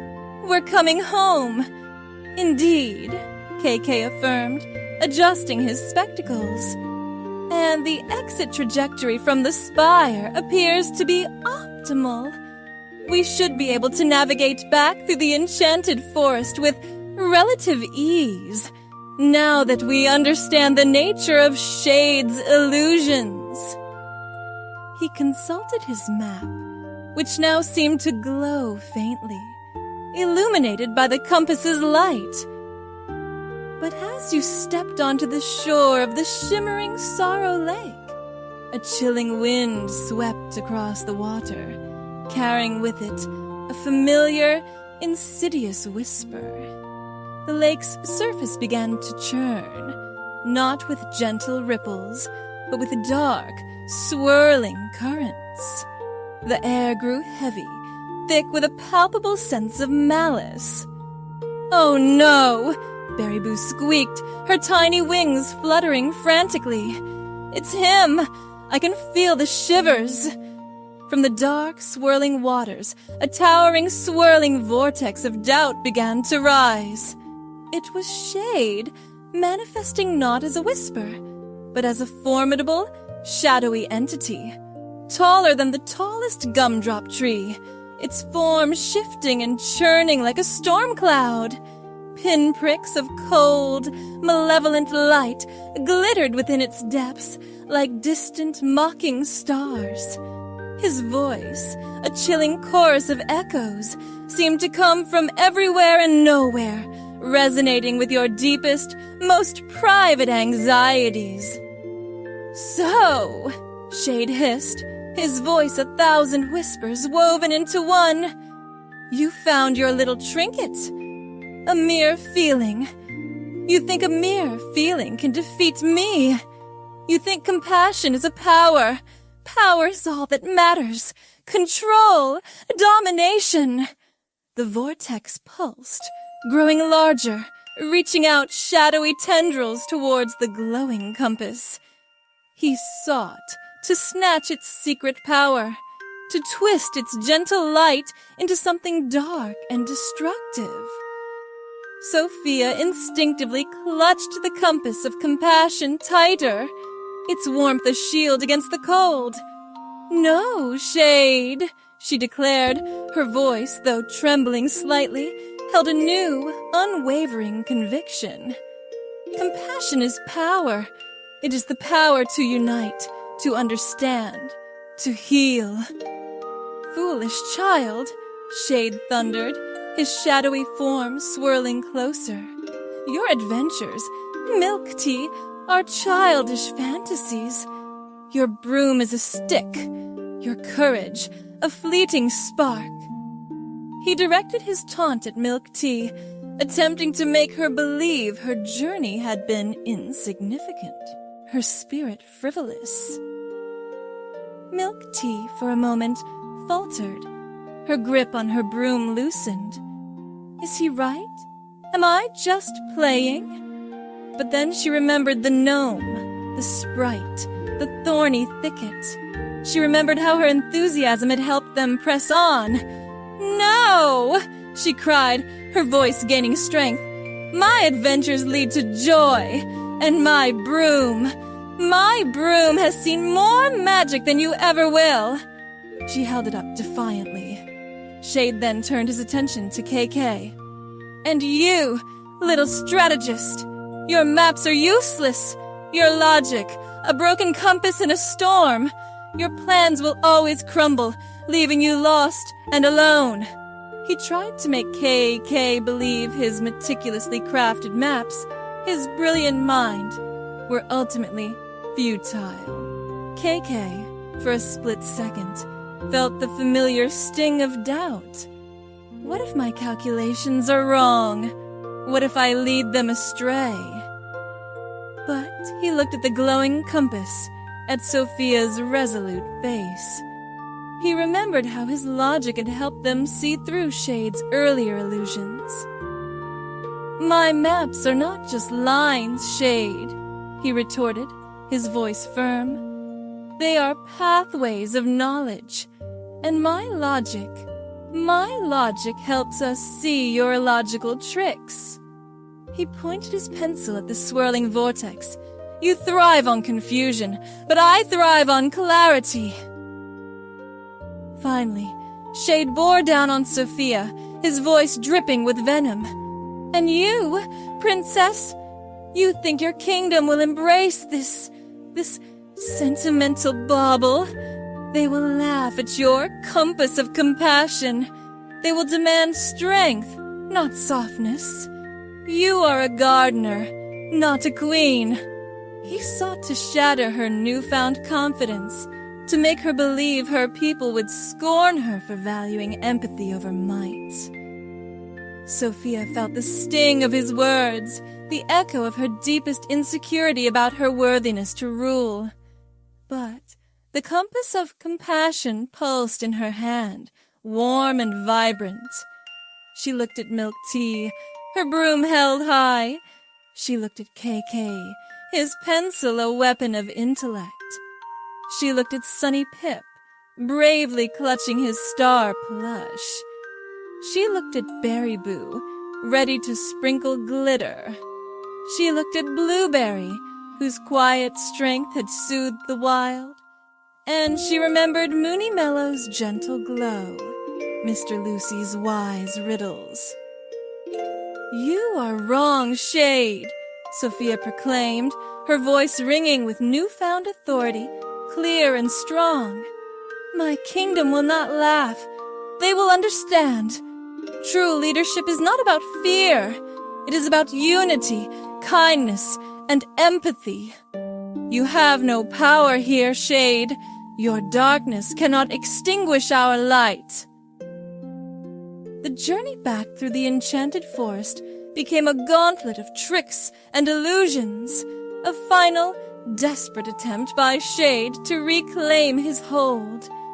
He twisted the paths, making familiar landmarks appear menacing. He sent fleeting images of your greatest fears dancing in your peripheral vision. He tried to isolate you, whispering different doubts into each of your ears, trying to make you turn on each other. The trees are moving, MilkTea cried, seeing the gumdrop trees seem to shift and sway malevolently, their candy leaves forming grotesque faces. They're trying to trap us. It's just an illusion, MilkTea, KK shouted, pointing towards a particularly menacing-looking branch. See? The bark texture is inconsistent. It's a trick of the light. Sunny Pip, though still a little scared, clung tightly to Blueberry. "Blueberry warm," he murmured, finding comfort in her presence, and the illusions around him seemed to soften. Berryboo, seeing Shade's attempts to sow discord, decided to fight back with her own brand of magic. "Take that, Doubt!"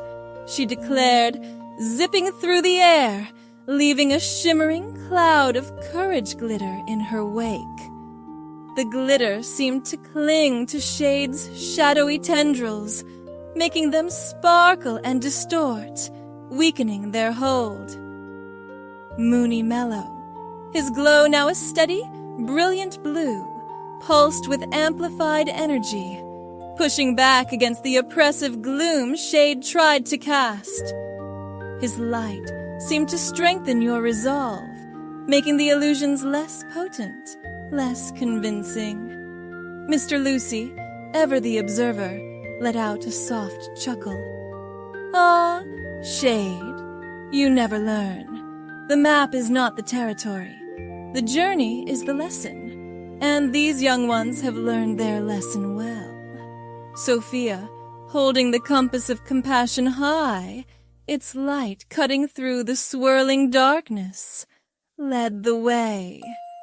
She felt the strength of her friends behind her, their unwavering trust a tangible force.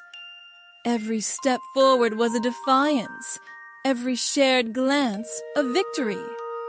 They were not just walking through a forest, they were walking through the last vestiges of their own doubts, side by side, united.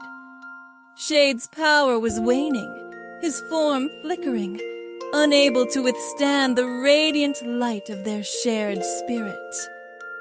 The road back was arduous, but with each challenge overcome, with each shared moment of courage, you grew stronger, your purpose clearer, your bond unbreakable.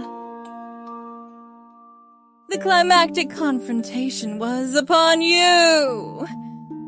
Shade, now a desperate, swirling vortex of doubt, launched his final, most potent assault. He had retreated to a clearing at the edge of the enchanted forest, a place where the trees twisted into gnarled, shadowy forms, and the ground was barren and cold. He pulsed with dark energy, his form growing denser, more menacing, attempting to snatch the heirloom's secret power, to extinguish the light of the compass of compassion once and for all. His voice, a cacophony of 1,000 fears, echoed through the clearing. "You think a mere feeling can defeat me? You think your fragile bonds can stand against the inevitable truth of fear and loneliness? Power is all that matters. Power is eternal." Sophia stood firm, the compass of compassion held high, its gentle light pushing back against the encroaching darkness. Her friends stood with her, a small but resolute circle, their faces etched with determination. They understood Shade's nature now, his insidious tactics, his reliance on their internal fears. "He's wrong," MilkTea declared, her voice clear and strong, cutting through Shade's taunts. She held her toy broom like a true knight, its simple form now a powerful symbol of her unwavering spirit. Compassion is the strongest power. It's what makes us brave when we're scared, and kind when it's hard. She took a step forward, her pink dress a vibrant splash of defiance against the gloom. "My broom and I are not afraid of you, Shade." Shade recoiled slightly from her declaration, a flicker in his shadowy form. He had expected fear, not such bold conviction. "And your power thrives on lies. KK added, his analytical mind dissecting Shade's every move. He noticed that Shade's form seemed to shrink whenever they expressed unity or joy. You twist truth into doubt, but we see through your illusions now. You are nothing but a reflection of our own passing fears. He pointed his pencil at Shade, not as a weapon, but as a pointer to truth. Your structure is unsound, Shade. You have no foundation, Shade hissed, his shadowy form wavering, trying to regain its coherence. Your logic is a brittle twig. It will snap. Berryboo, seeing Shade's momentary weakness, seized the opportunity. He recoils from laughter, she exclaimed, her tiny voice filled with mischievous glee. Let's laugh at him. He hates happy. She zipped into the air, her cotton candy wings beating furiously, and began to sprinkle her most potent courage glitter, not just on her friends, but directly into Shade's swirling form. Sparkle, sparkle, misery maker, she chirped, her laughter echoing, light and defiant. Sunny Pip, understanding Berryboo's intent, giggled, his pure, innocent joy, a gentle magic stronger than fear. He clapped his hands, his laughter infectious, and even MilkTea and KK found themselves smiling, a genuine, unburdened joy bubbling up from within. Blueberry, her quiet strength a steady anchor, stepped forward.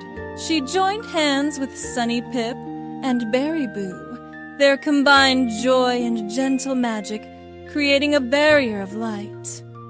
She began to hum one of her soothing melodies, a song woven from sunlight and growing things, a balm against Shade's discordant whispers. The light from the compass of compassion intensified, responding to their unity, their unwavering trust.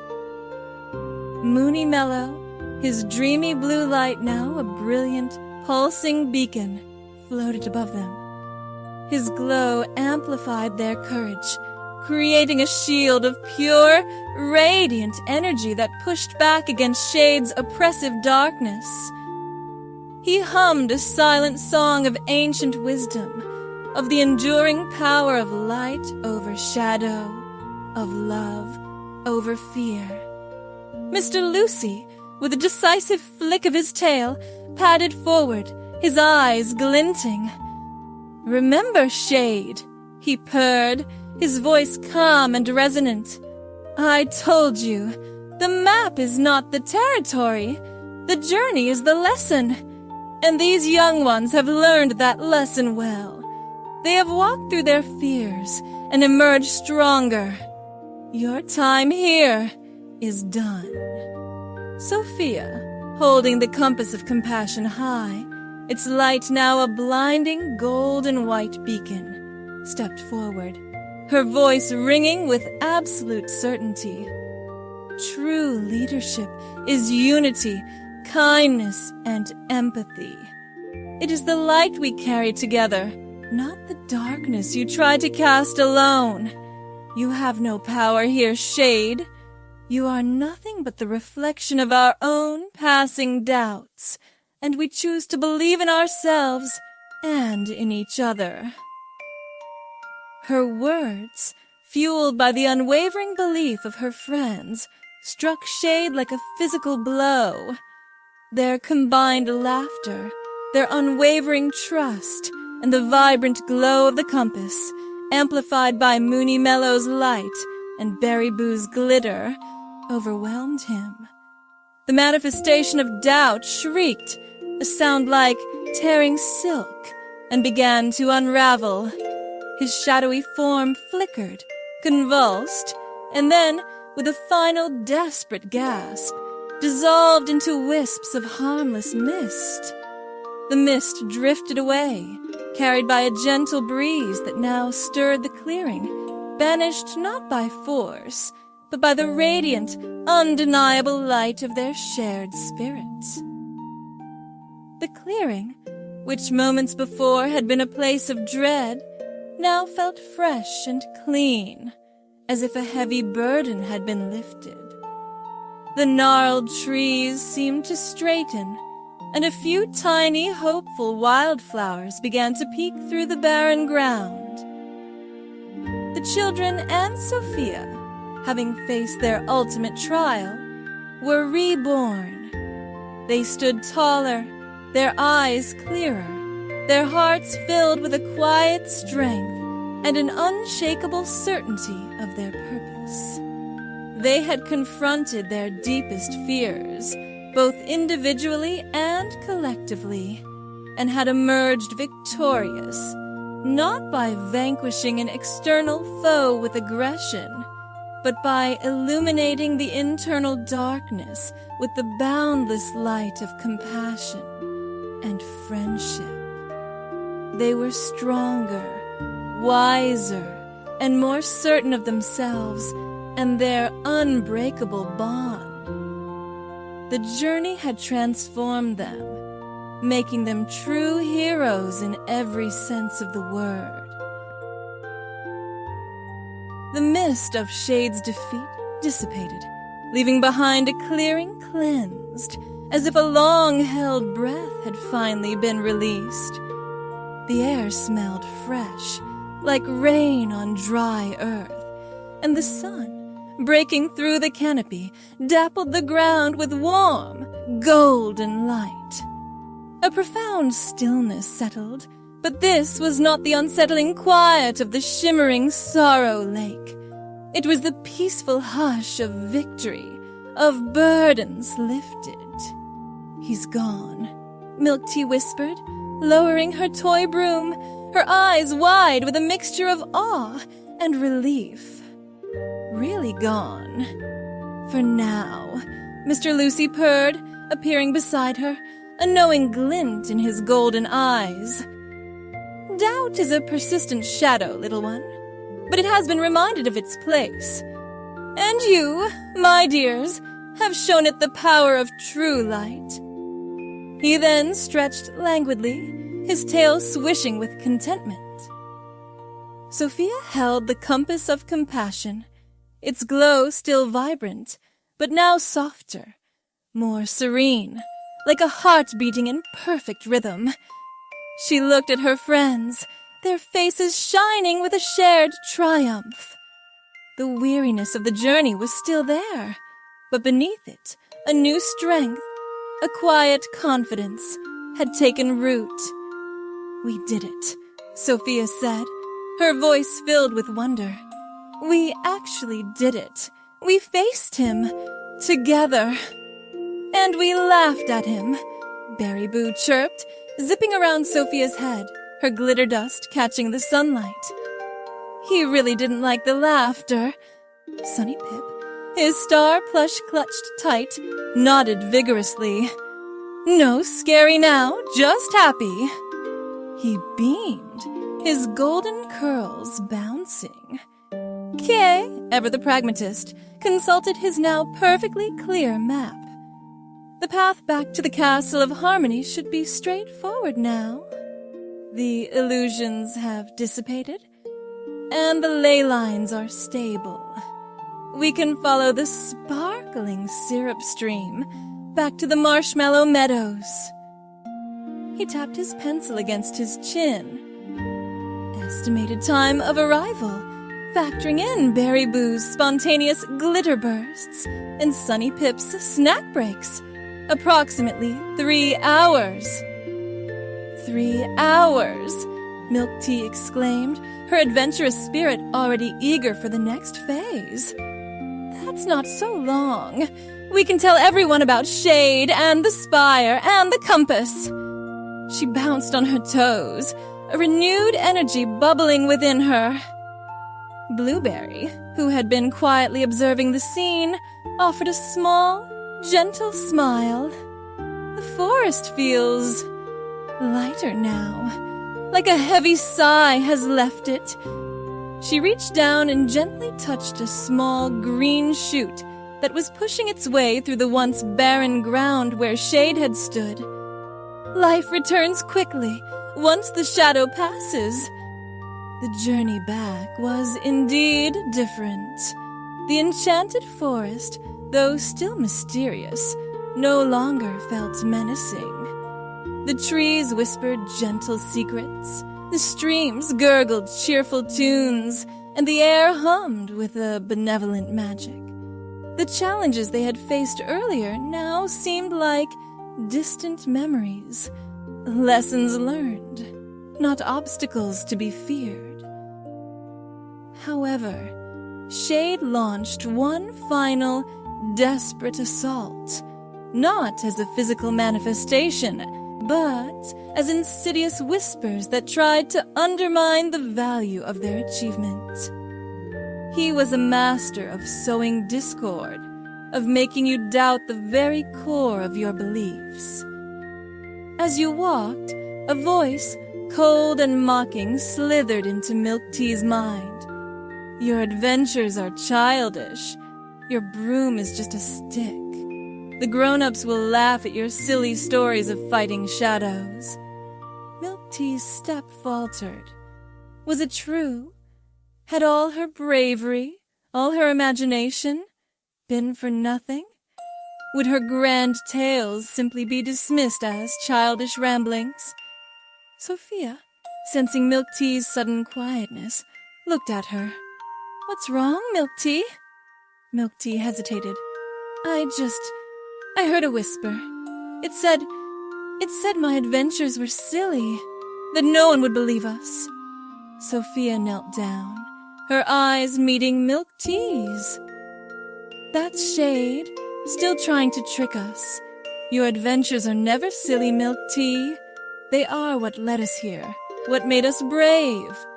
And we believe you, always." She squeezed MilkTea's hand, offering a silent reassurance. Then, Shade tried to make KK believe his maps were useless, his logic flawed, his meticulous planning a waste of time. What good is all your cleverness if no one truly understands it? They will think you are merely charting imaginary paths, child. KK paused, a flicker of self-doubt crossing his face. He had always prided himself on his intellect, his ability to bring order to chaos. What if his contributions were truly unappreciated? "Don't listen, KK," Sophia said, seeing his thoughtful frown. "Your maps, your logic, they saved us countless times. They are what gave us direction when we felt lost. You are our compass, too." Shade's whispers then turned to Sophia herself. "Your kingdom will laugh at a compass of compassion. They want strength, princess, not sentimentality. They will see this as weakness, and you will be a queen without respect." The words struck a chord of her deepest insecurity, the fear that her gentle nature was not enough to rule. She had always worried about living up to the legacy of her powerful ancestors, but this time, Sophia was ready. She held the compass of compassion aloft, its light pushing back against the encroaching doubt. "No," she declared, her voice firm and unwavering. "My people will understand. They will see that true strength lies in unity, in empathy, in caring for one another. This compass is not a symbol of weakness, but a beacon of true leadership." Sunny Pip, sensing the lingering negativity, started to sing a happy, wordless tune, his little voice echoing through the trees. Berryboo, with a dramatic flourish, sprinkled another cloud of courage glitter, declaring, "No more grumpy thoughts, only happy thoughts aloud." Blueberry, her gentle presence a calming balm, hummed along with Sunny Pip, weaving a soft, protective melody around them. Moony Mello's glow continued to shine, a steady reminder of the light within. Mr. Lucy, walking beside them, gave a knowing nod. Shade's final tactic, dear ones, is to make you doubt the value of your own journey. But you have learned that the greatest treasures are not always tangible. The lessons learned, the bonds forged, the compassion discovered, these are the true riches. As they emerged from the enchanted forest, stepping back onto the familiar, soft expanse of the marshmallow meadows, the last wisps of Shade's influence completely vanished. The air was sweet with the scent of vanilla and honey, and the sun shone with an undeniable warmth. The castle towers, carved from pale sugarstone, gleamed in the distance, a welcoming sight. You had walked through the fire of doubt and emerged stronger, clearer, more certain. The road back had been a final test, a crucible that had solidified your understanding of yourselves and the profound power of your unity. You were reborn, not just as individuals, but as a collective, a testament to the enduring strength of friendship and the radiant light of compassion. The adventure had changed you, preparing you for the next chapter, not just of your journey, but of your lives. The familiar sight of the Castle of Harmony, its sugar-stone towers gleaming in the afternoon sun, filled you all with a profound sense of relief and triumph. The journey had been arduous, fraught with challenges both external and internal. But seeing your home bathed in the gentle light of MilkTea Kids Land felt like the sweetest reward. The marshmallow meadows stretched before you, soft and inviting, a stark contrast to the shadowy depths of the Sunken Spire. "We're home!" MilkTea cheered, her voice ringing with pure joy. She broke into a run, her glittery pink dress a blur against the green, her toy broom held high like a banner. "We're really, truly home!" Sunny Pip, his golden curls bouncing, squealed with delight and toddled after her, his star plush flapping. "Home! Home! Cookies!"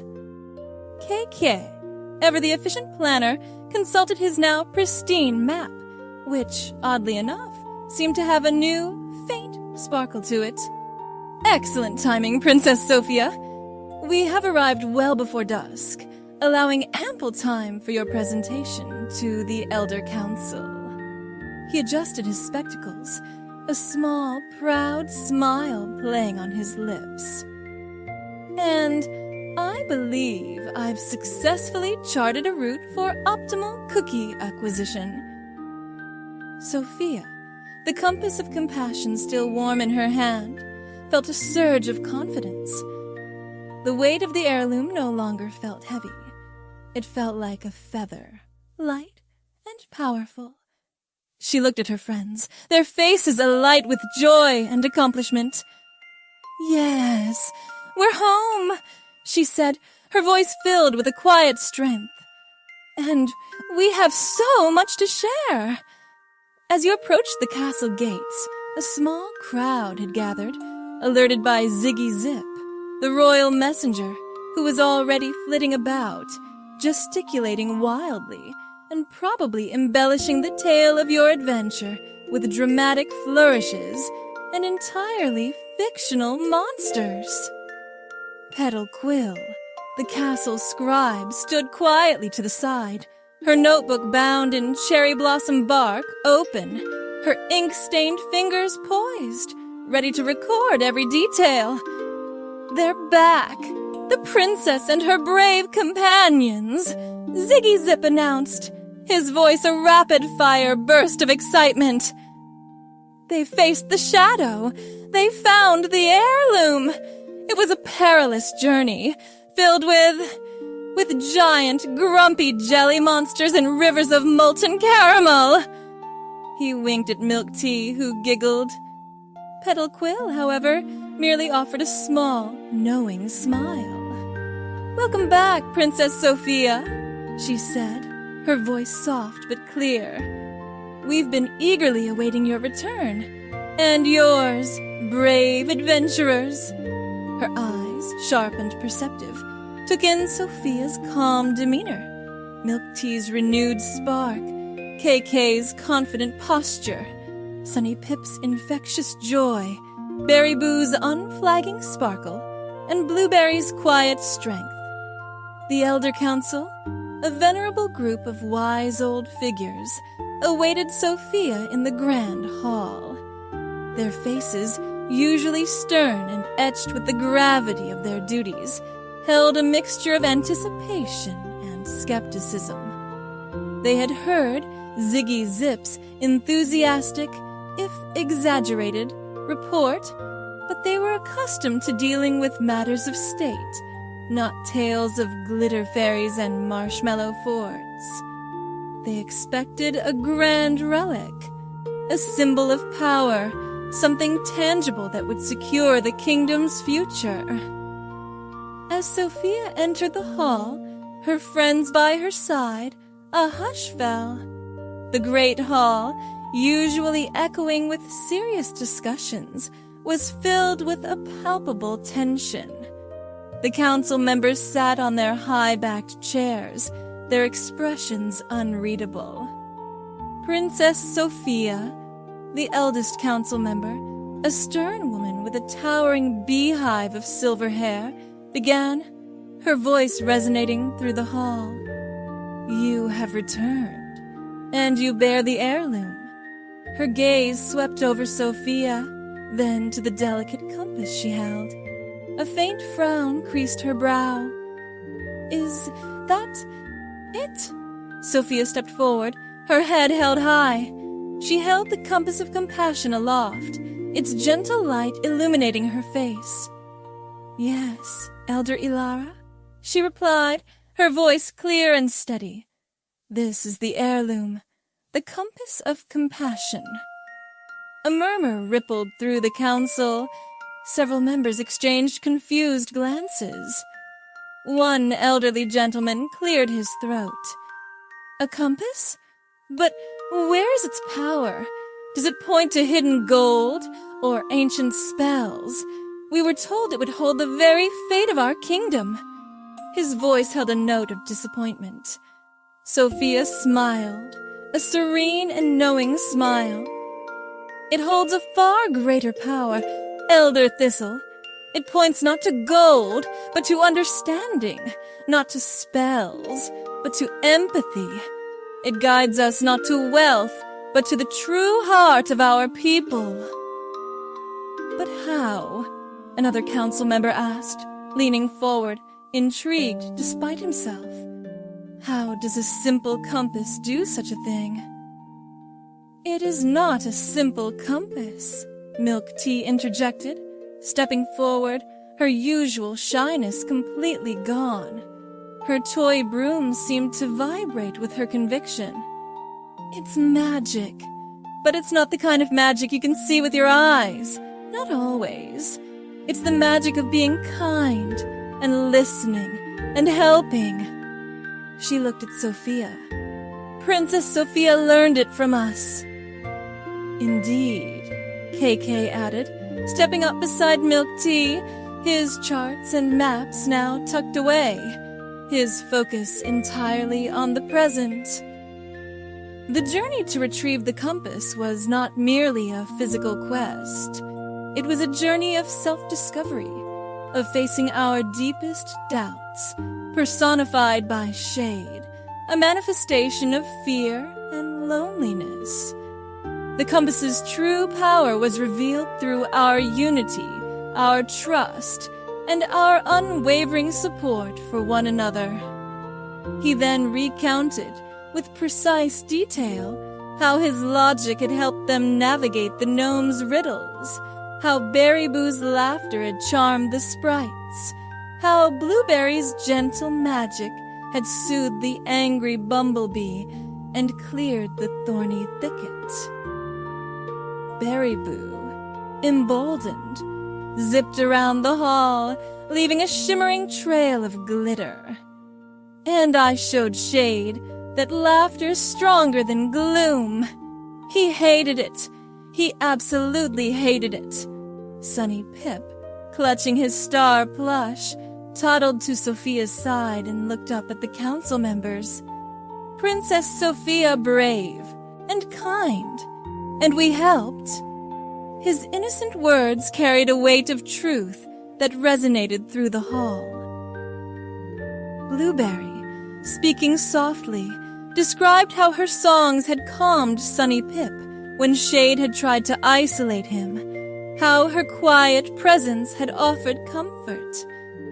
We learned that even the smallest act of kindness can push back the biggest shadow.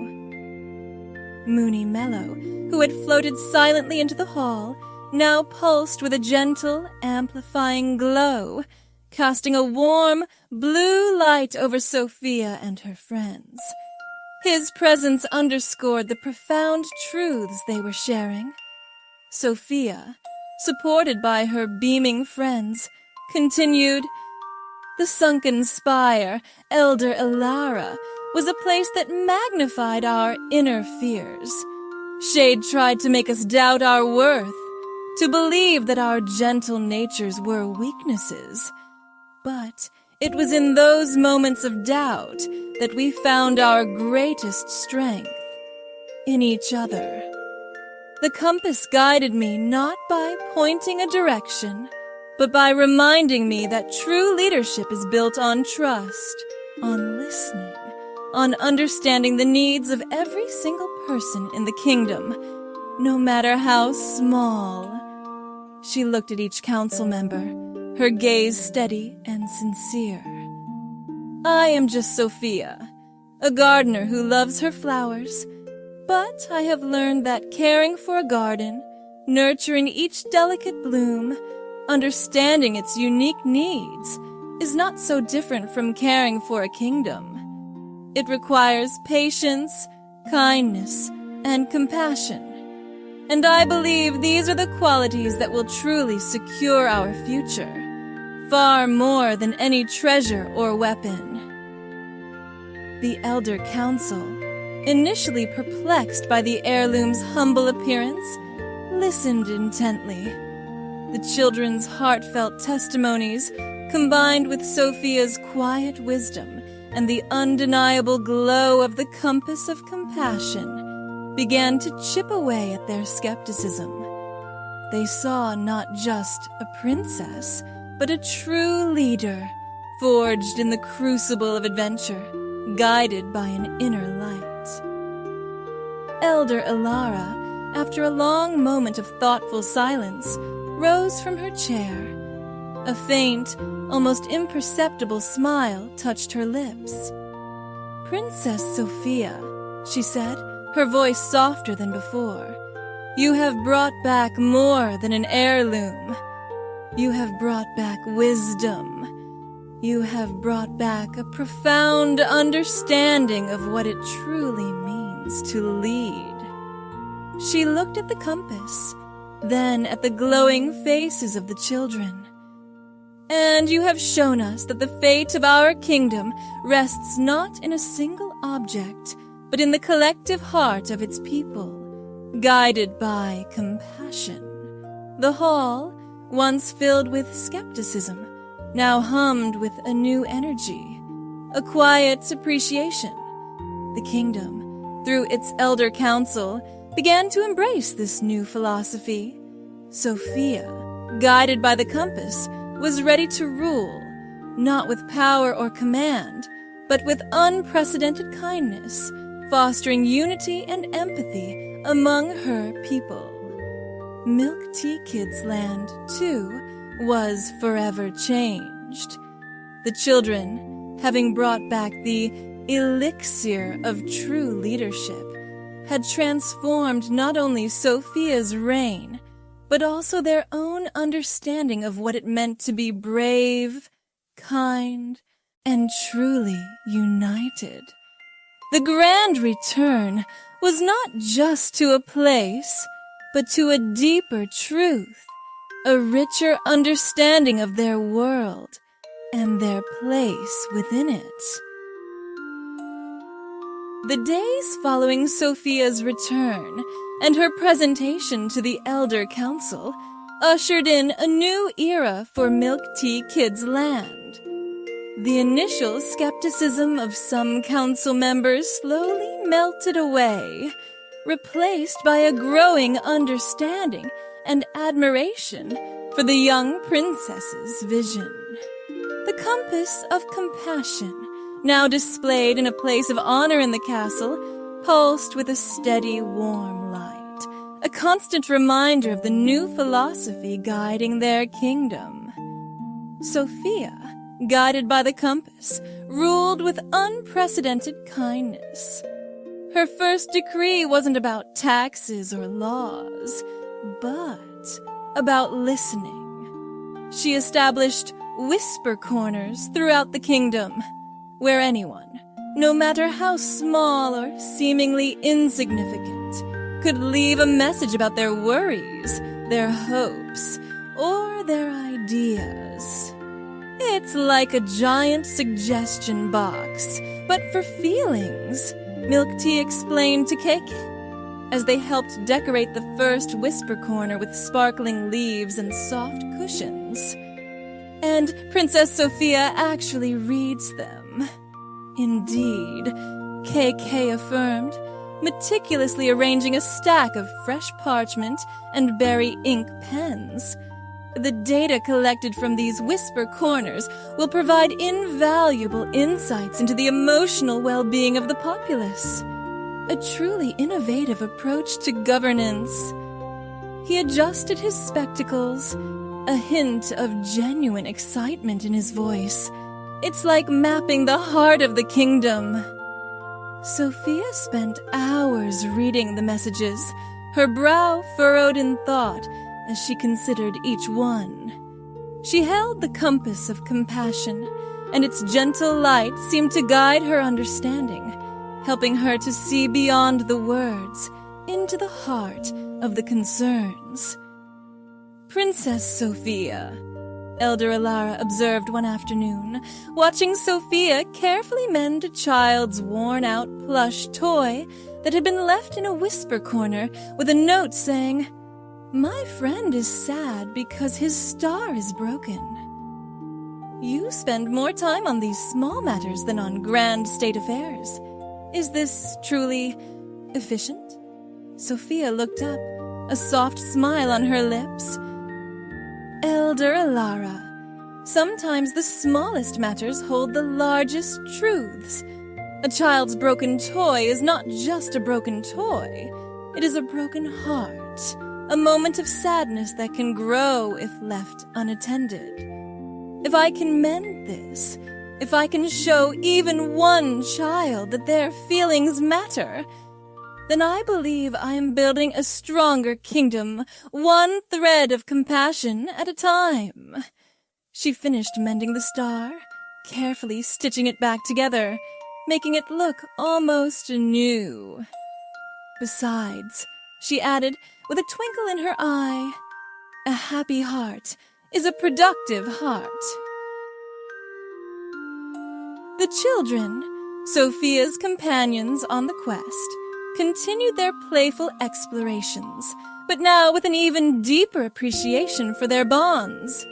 Their adventures still took them through Whispering Gumdrop Grove and along the sparkling syrup stream, but their games were imbued with a new purpose, a deeper understanding.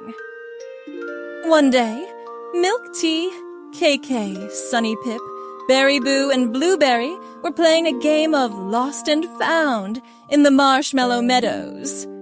MilkTea, with her toy broom, was pretending to be a royal retriever. "I found a lost giggle," she announced, pointing to Sunny Pip, who was laughing uncontrollably as Berryboo tickled him with a feather. It was hiding behind a cloud.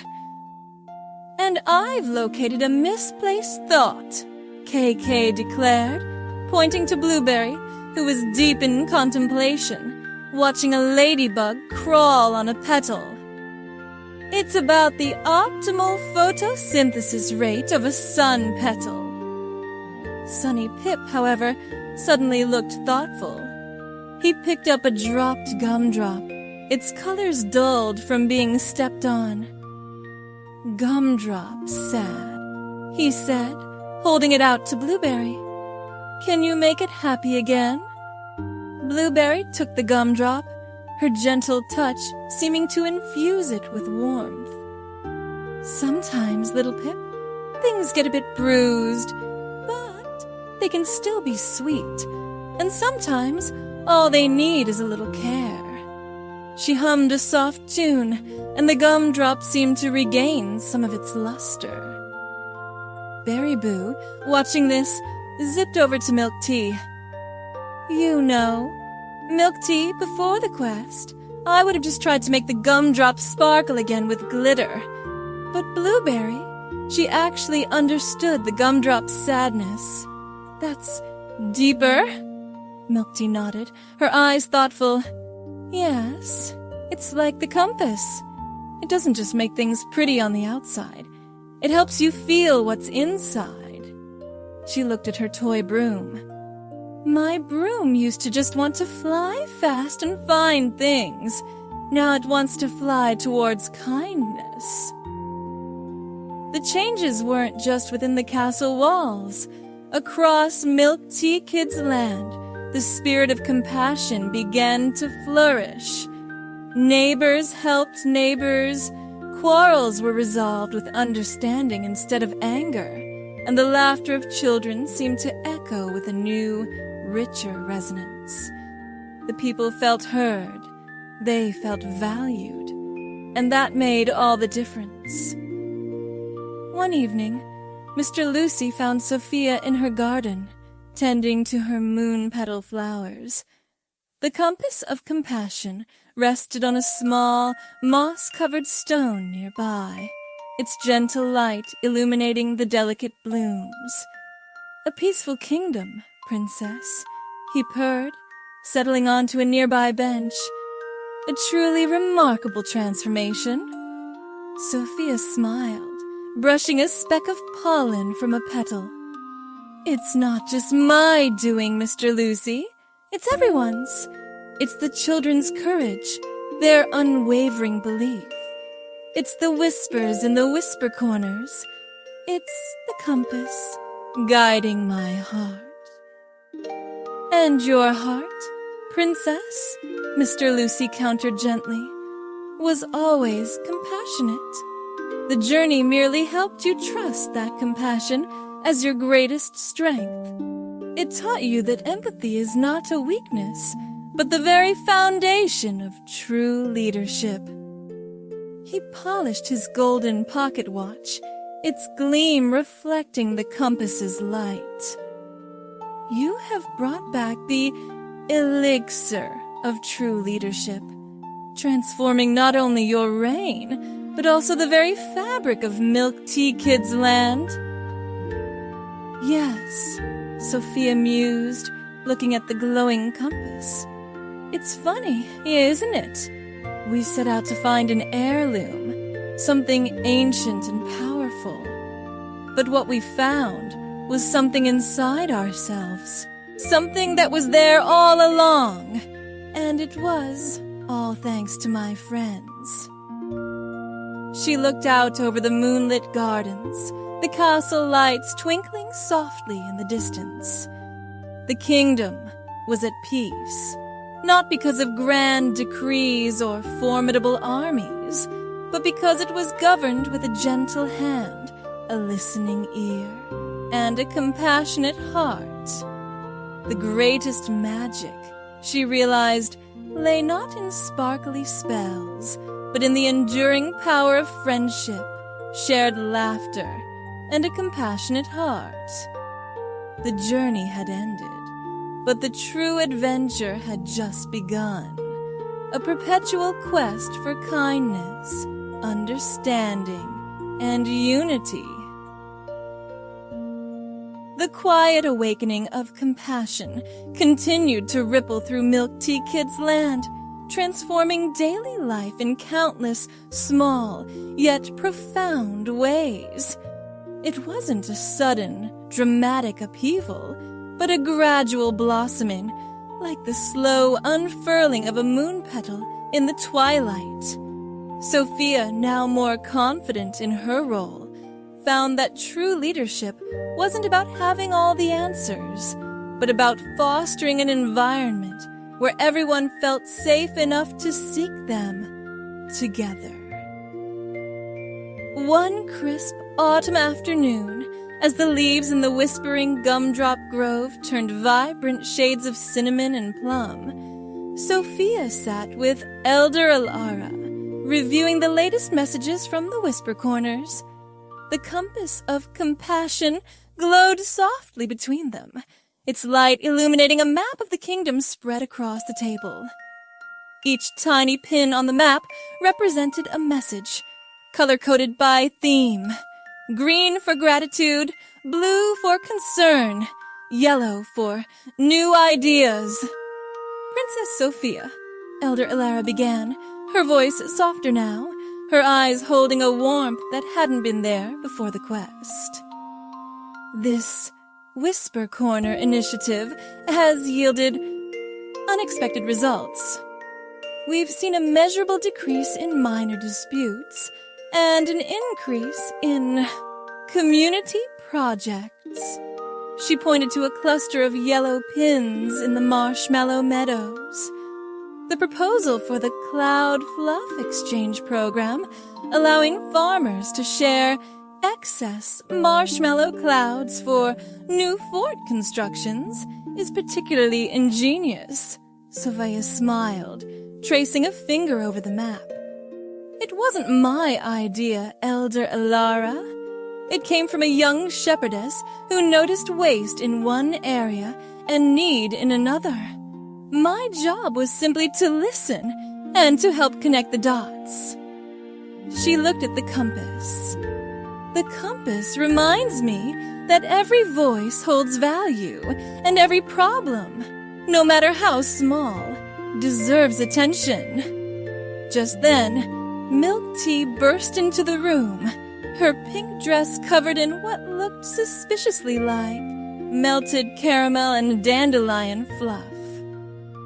KK followed, meticulously brushing imaginary crumbs from his doodle-covered hoodie. Sunny Pip, clutching his star plush, trailed behind. A sticky lollipop stuck to his cheek. Berryboo zipped in, leaving a trail of shimmering, albeit slightly sticky, glitter. Blueberry, as always, entered quietly, carrying a small pot of blooming forget-me-nots. "Princess Sophia!"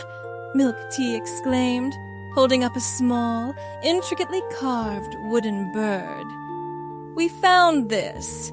It belongs to Old Man Willow, the woodcarver. He left a message in the Whisper Corner by the sparkling syrup stream saying he'd lost his favorite carving, and it made him too sad to carve new ones." "Indeed," KK added, pulling out a small, water-stained sketch. The coordinates from his message were slightly imprecise, but triangulation based on the wind patterns and the known migratory habits of the silver-winged finch, which he often carves, led us directly to it. It was nestled in a hollow by the stream. Sophia took the bird, her eyes welling up slightly. "You found it." "Oh, MilkTea KK. That's wonderful. Old Man Willow will be so happy. He carves the most beautiful birds." "He was very sad, Princess," Sunny Pip piped up, his voice earnest. "No more happy birds." "But now he'll make more," Berryboo chirped, zipping excitedly.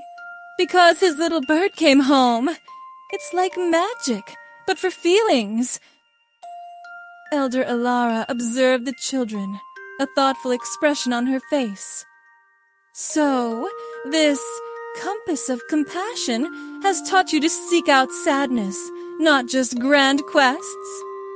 It teaches us to seek out connection, Elder Alara, Sofia clarified gently, to understand why someone is sad and to help them find their joy again. Sometimes that means finding a lost carving. Sometimes it means building a new marshmallow fort. And sometimes, she looked at Blueberry, it means simply listening. Blueberry nodded, her soft eyes reflecting the wisdom of the forest. Sometimes, the quietest sadness needs the gentlest touch. She placed the pot of forget-me-nots on the table for Old Man Willow, to remind him that even lost things can be found, and that he is remembered.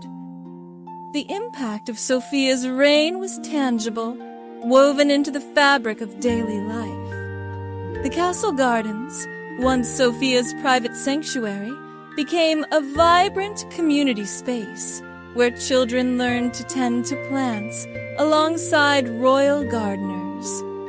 The castle library, under KK's thoughtful suggestions, transformed into an interactive learning center with riddles posted daily by Mr. Lucy and maps of imaginary lands drawn by MilkTea and her friends.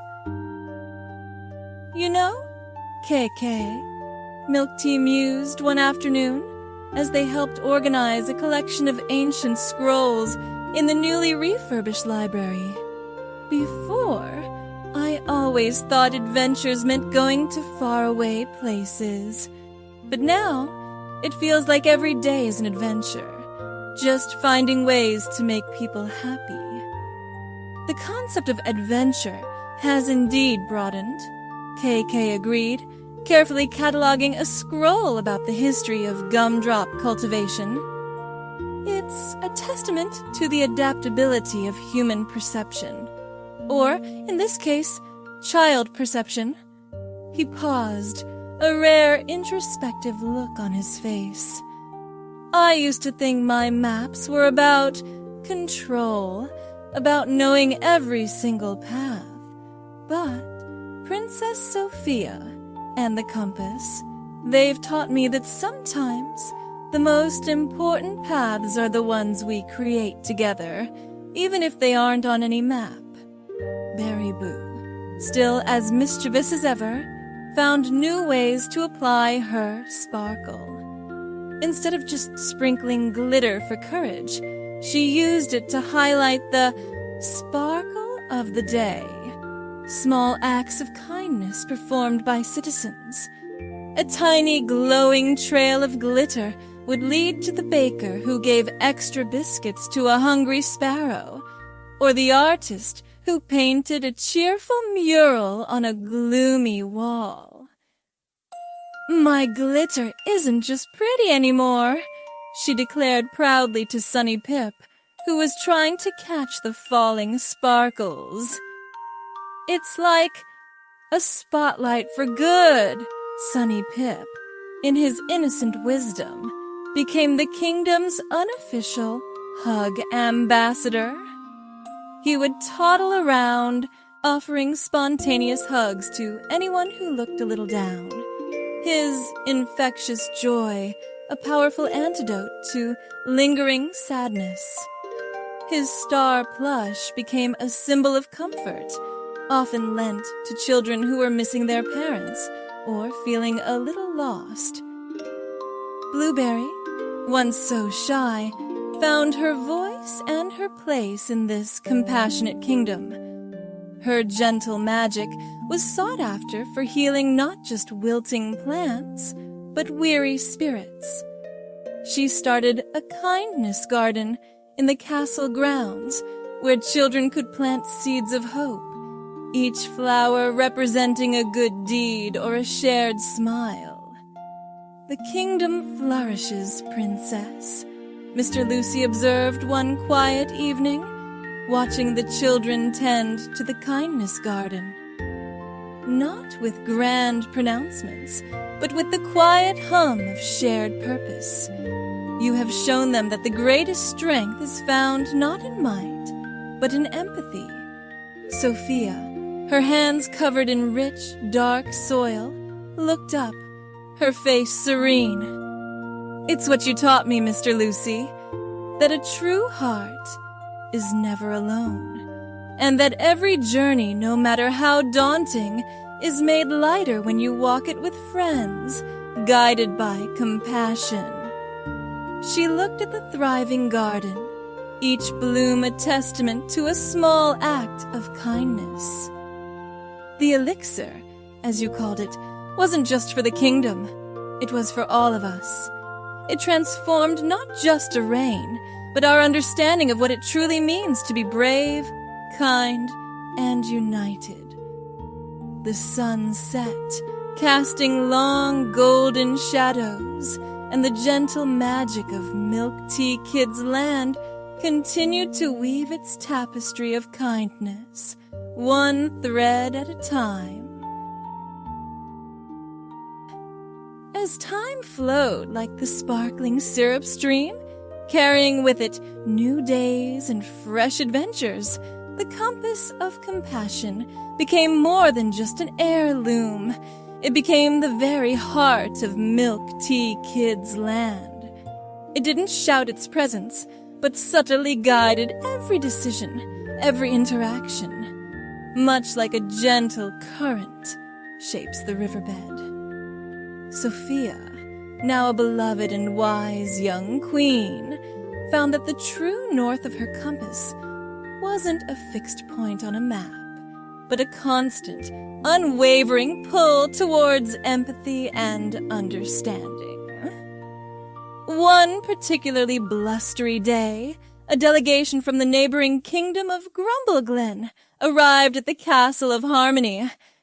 Grumbleglen was known for its perpetually gray skies, its grumpy gnomes, and its leaders who believed that stern rules and strict discipline were the only ways to maintain order. The Grumbleglen ambassador, a portly gnome with a perpetually furrowed brow named Ambassador Grump, looked distinctly unimpressed by the cheerful, glitter-dusted castle and the sound of children's laughter echoing through its halls. "Queen Sophia," Ambassador Grump huffed, his voice a gravelly rumble as he stood before her in the throne room. He eyed the compass of compassion, which pulsed gently on a small table beside her, with undisguised suspicion. "We have come to discuss the ongoing dispute regarding the shared border of the Whispering Gumdrop Grove. Your citizens, with their playful explorations, have been encroaching upon our territory, disturbing our ancient mushroom patches." Sophia listened patiently, the compass of compassion warming in her hand. She noticed the ambassador's tight shoulders, the way his fingers nervously tapped against his ornate staff. "Ambassador Grump," she replied, her voice calm and soothing. "I understand your concerns. The mushroom patches of Grumbleglen are indeed vital to your people, and our children, while full of spirit, sometimes forget the boundaries." She paused, her gaze steady. "But I also know that the children of Grumbleglen sometimes wander into our gumdrop groves, seeking the rare rainbow swirl drops that only grow on our side." Ambassador Grump blinked, surprised by her directness. "Well, yes, but that is different. That is research for our mushroom-based culinary experiments." MilkTea, who had been quietly observing from a corner, her toy broom resting against her hip, stepped forward. But, Ambassador Grump, sometimes the gumdrops grow on your side too. And sometimes our gumdrop trees get lonely and want to visit your mushroom patches, she then added, a mischievous glint in her eye. And besides, rainbow swirl drops make the best mushroom stew. Everyone knows that. Ambassador Grump's brow furrowed even deeper. Nonsense. Gumdrop trees do not get lonely. KK, ever the diplomat of logic, stepped forward. Ambassador, perhaps we can approach this from a different angle. Instead of focusing on who is encroaching, what if we consider the shared benefits?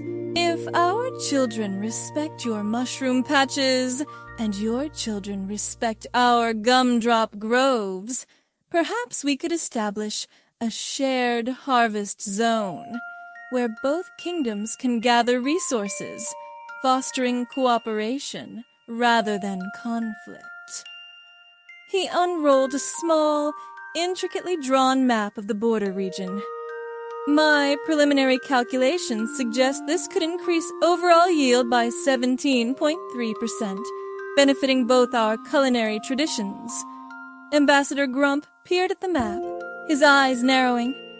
A shared harvest zone? Preposterous! It would lead to chaos. Who would regulate it? Who would enforce the rules? Sunny Pip, sensing the tension, toddled towards the ambassador, holding out a freshly baked moon petal cookie. Cookie? No, Grumpy. Ambassador Grump looked down at the small, smiling boy, then at the cookie. He hesitated, then took it. He took a bite, and for a fleeting moment, a faint, almost imperceptible smile touched his lips. Not bad. Berryboo, seeing her opening, zipped forward. And we could have a friendship glitter path through the shared harvest zone, so everyone knows it's a happy place.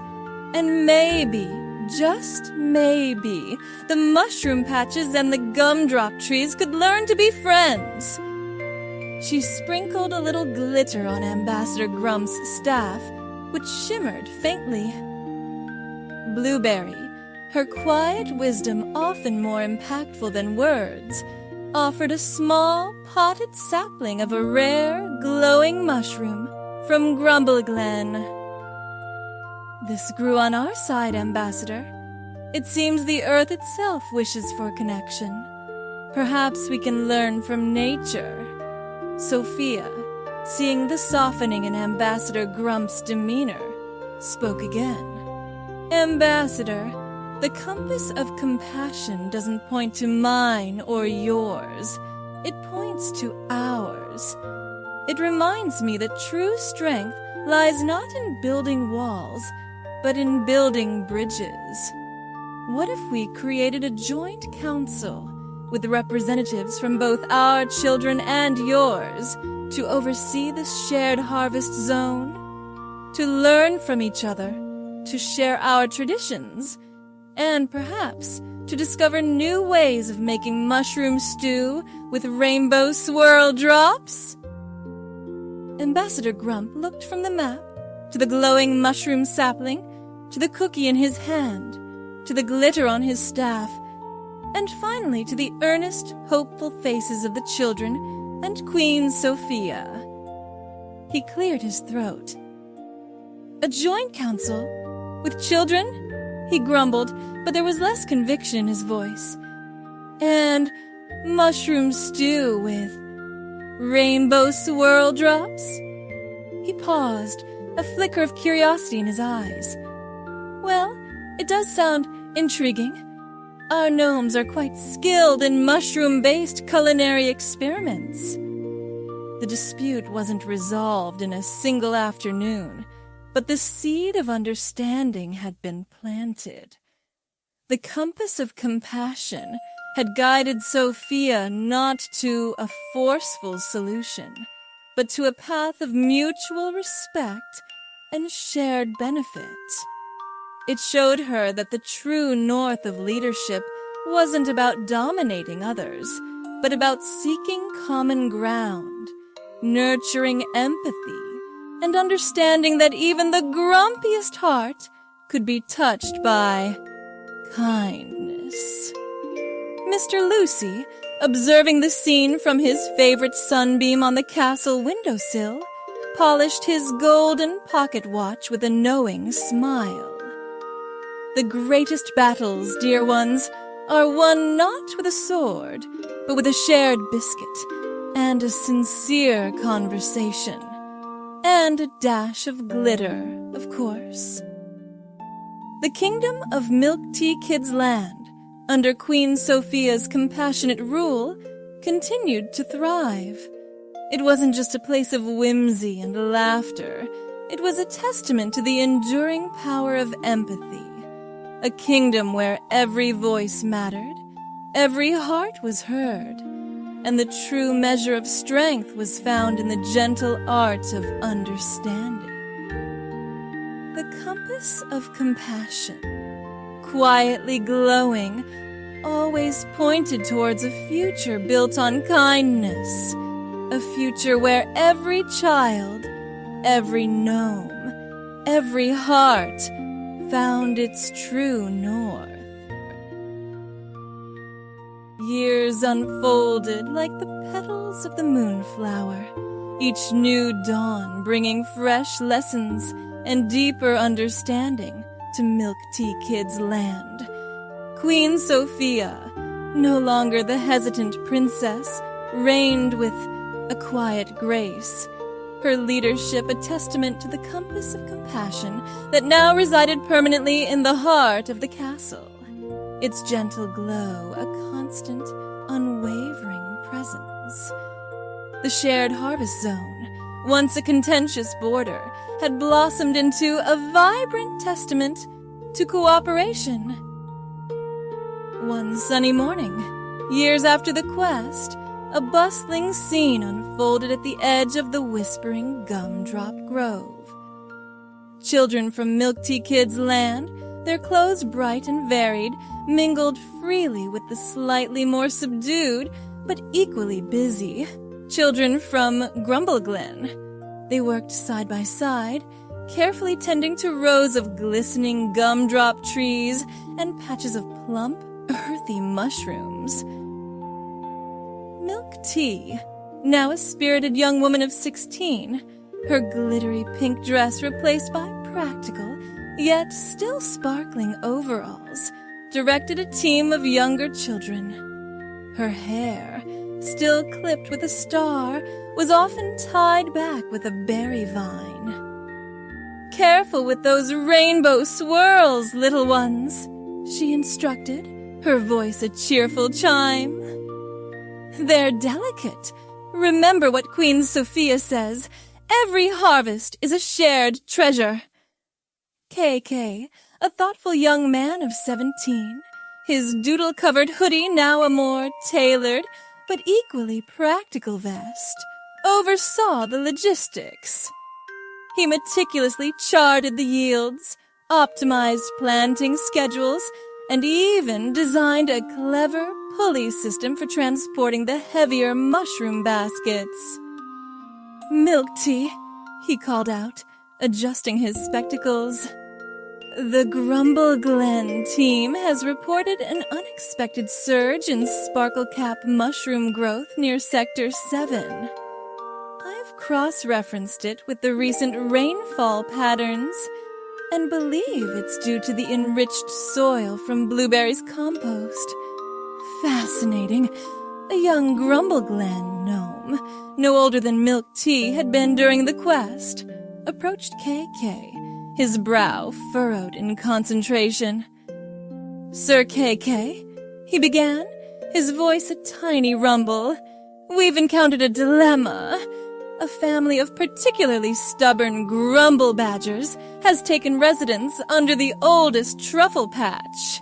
They refuse to move, and their grumbling is disturbing the delicate truffle spores."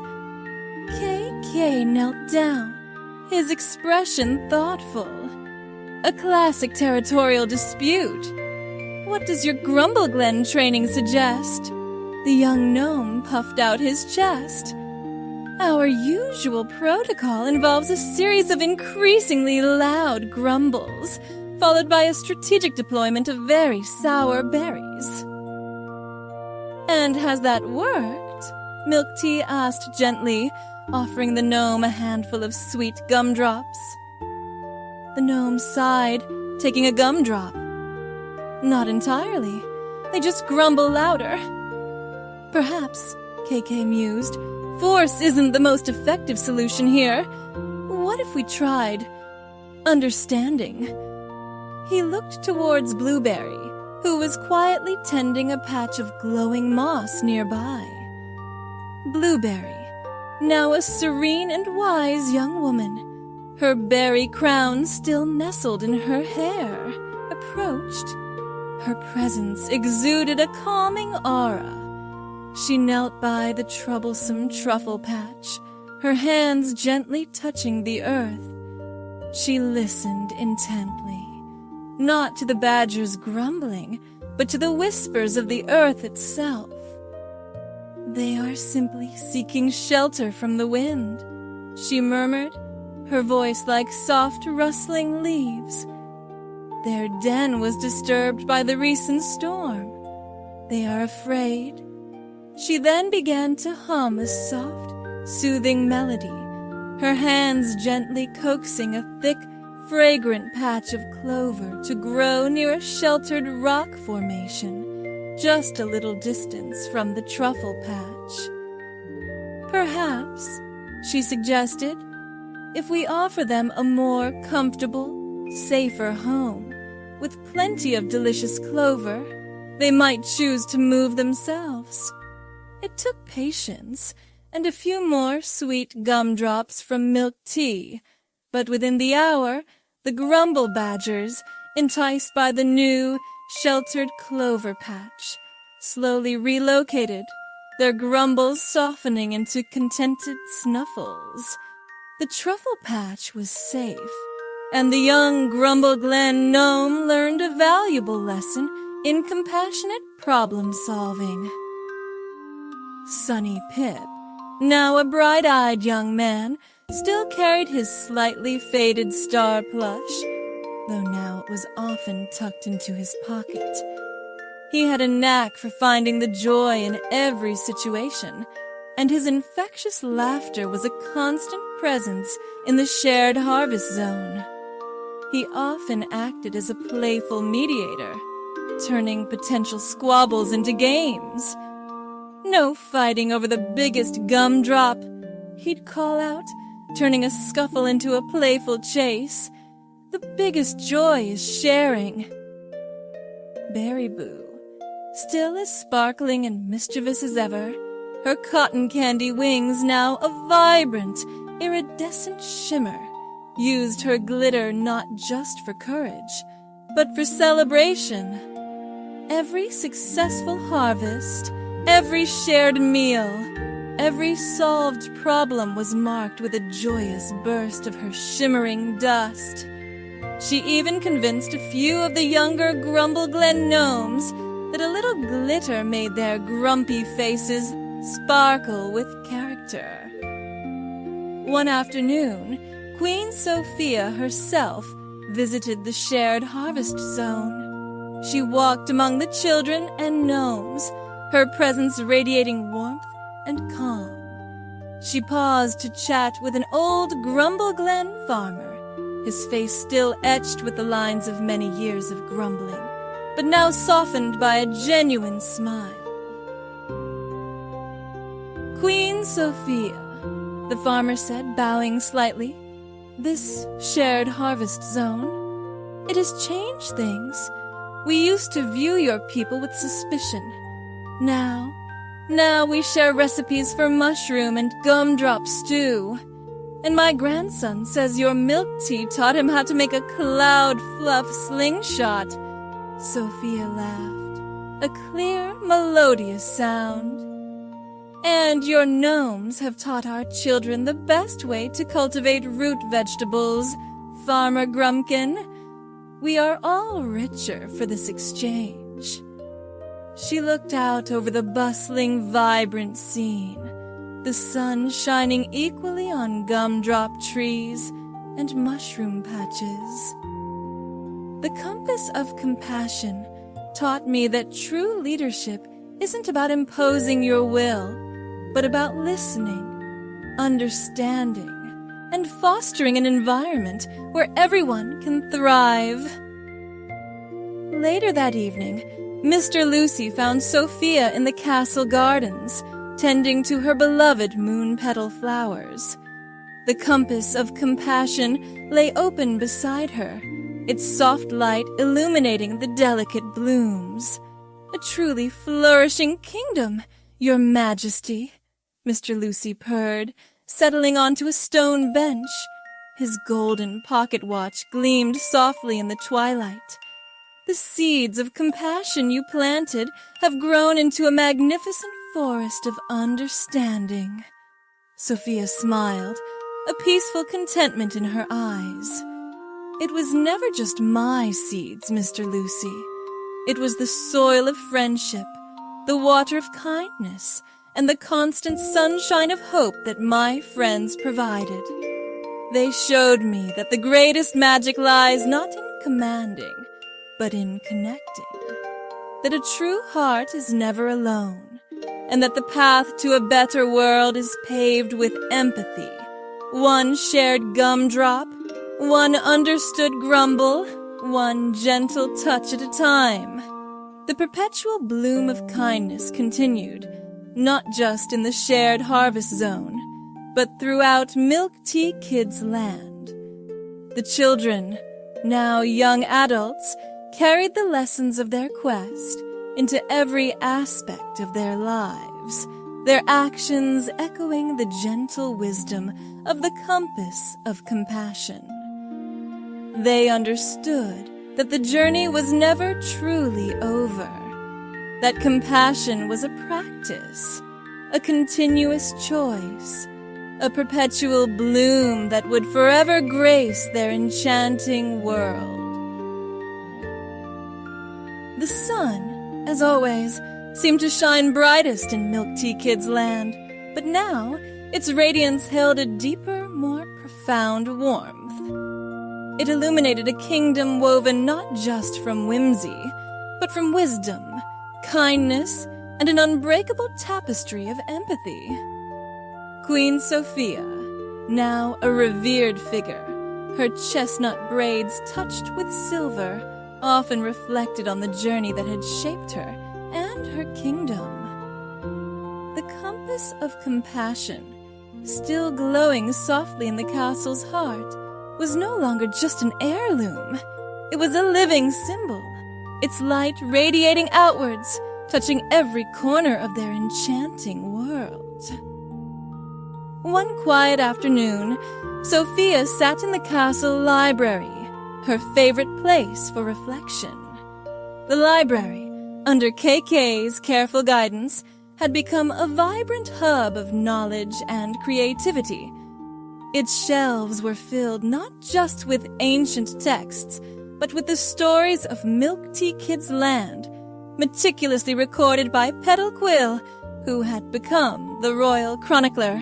Children, both from MilkTea Kids Land and Grumble Glen, now freely mingled, sharing tales and dreams. Queen Sofia, Petal Quill, her copper curls now streaked with silver, began, her voice soft.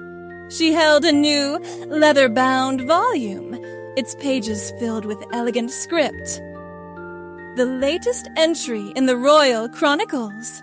It speaks of the new Whispering Stream Exchange program, where our children teach the Grumble Glen gnomes the art of cloud fluff weaving, and they, in turn, share their knowledge of subterranean mushroom farming. Sofia smiled, her eyes crinkling at the corners. Another bridge built, Petal. Another lesson learned. She looked at the book. And what does it say about the original quest? The story of the compass? It says, Petal Quill read aloud, her voice imbued with a quiet reverence, that the true magic of the compass of compassion was not in its discovery, but in the transformation it wrought in the hearts of those who sought it. It speaks of a princess who learned that her greatest strength was her kindness, and of friends whose unwavering belief illuminated the darkest paths. She closed the book gently. It is a story that reminds us that the greatest treasures are found not in grand objects, but in shared journeys and compassionate hearts. Just then, the library doors opened, and a group of familiar faces entered. MilkTea, her eyes still sparkling with adventure, now led the Royal Explorers Guild. Her toy broom a cherished relic, she sometimes let the youngest recruits fly. KK, the royal strategist, his mind sharper than ever, oversaw all major infrastructure projects and diplomatic relations. His maps now charting not just geography, but the intricate pathways of human connection. Sunny Pip, his golden curls now neatly trimmed, was the kingdom's beloved storyteller, his voice filled with the warmth and joy he had always embodied. Berryboo, her wings more luminous than ever, was the royal celebrations coordinator, ensuring that every milestone, every act of kindness, was marked with a dazzling display of glitter and laughter. And Blueberry, the royal botanist, her gentle wisdom now sought by healers and farmers alike, nurtured the land and its people with equal care. Queen Sofia, MilkTea exclaimed, her voice still holding its youthful chime. We've just returned from the furthest reaches of the sparkling syrup stream. We found a new species of glow moss. It hums a soft, sleepy tune. And, KK added, pulling out a small crystal vial, its bioluminescence could potentially be harnessed to provide sustainable, gentle lighting for the entire Whispering Gumdrop Grove. My calculations indicate a 98.7% efficiency rate. Sunny Pip, with a twinkle in his eye, began to hum the glow moss's sleepy tune. It sounds like a lullaby, Queen Sofia. It reminds me of Moony Mello's hum. Speaking of which, Berryboo chirped. Moony Mello sent a message. He said he's seen the glow moss, and it's a lovely dream made manifest. He also said to tell you he's still waiting for his ride on the moon. MilkTea! MilkTea giggled, a sound that brought warmth to the old library. He always says that. I told him my broom isn't quite ready for lunar travel yet, but I'm working on it. Blueberry, holding a small pot with a delicate glow moss sprout, said softly, It reminds us that even in the quietest corners, beauty and wonder can be found, if we only look with open hearts. Sofia looked at her friends, now pillars of her kingdom, their individual strengths woven into the very fabric of its success. My dear friends, she said, her voice filled with profound gratitude, you are my greatest legacy. This kingdom, this peace, this compassion. It was all born from our journey, from the lessons we learned together. Mr. Lucy, now a very ancient and wise cat, padded into the library, his golden pocket watch gleaming. He settled onto a velvet cushion, his eyes half closed. Indeed, Queen Sofia, the greatest legacy is not what you leave behind, but what you inspire in others. He looked at the bustling library, at the children sharing stories, at the glowing moss, at the compass of compassion. You brought back the elixir of true leadership, not as a potion, but as a philosophy. You transformed not only your reign, but the very understanding of what it means to be brave, kind, and truly united. Sophia nodded, her gaze drifting to the compass. Its light seemed to grow, enveloping the room in a warm, gentle embrace. She remembered the fear, the doubt, the uncertainty of that crisp morning when Ziggy Zip had arrived with the Elder Council's summons. She remembered MilkTea's hesitation, KK's logical apprehension, Sunny Pip's innocent sadness. She remembered Shade's insidious whispers, and the moment they had collectively pushed back the darkness with their laughter and their trust.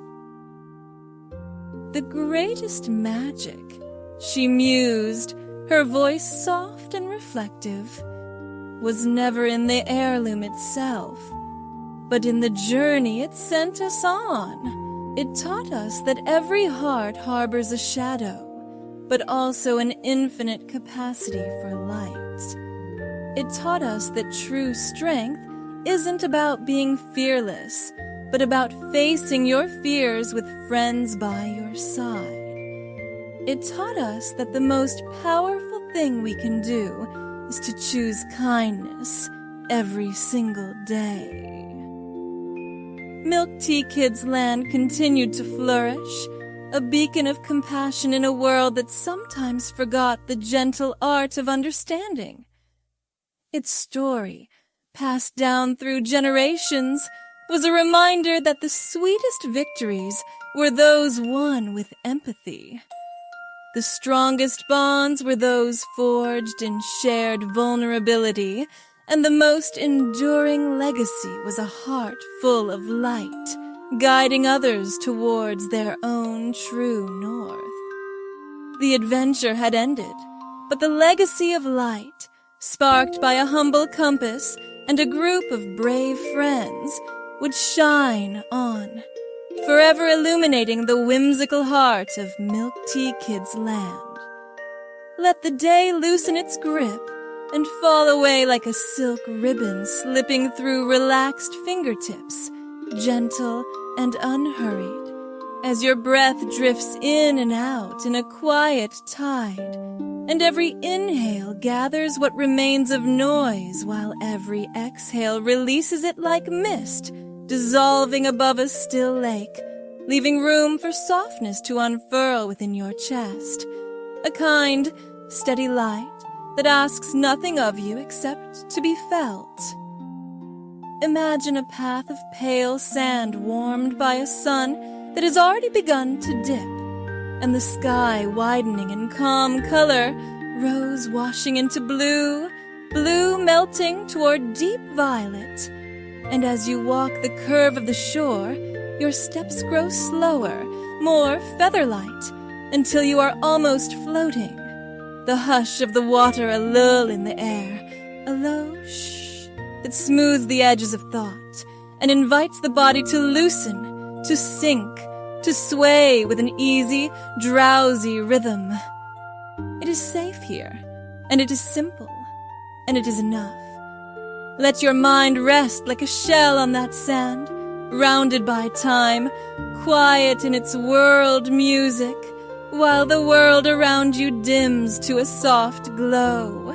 The last bird stitching the evening with small strokes of song, the first stars pricking through velvet with calm patience, and the breeze turning tender, carrying the faint sweetness of night flowers, the promise that you are held, that you are seen, that you are allowed to pause and be carried.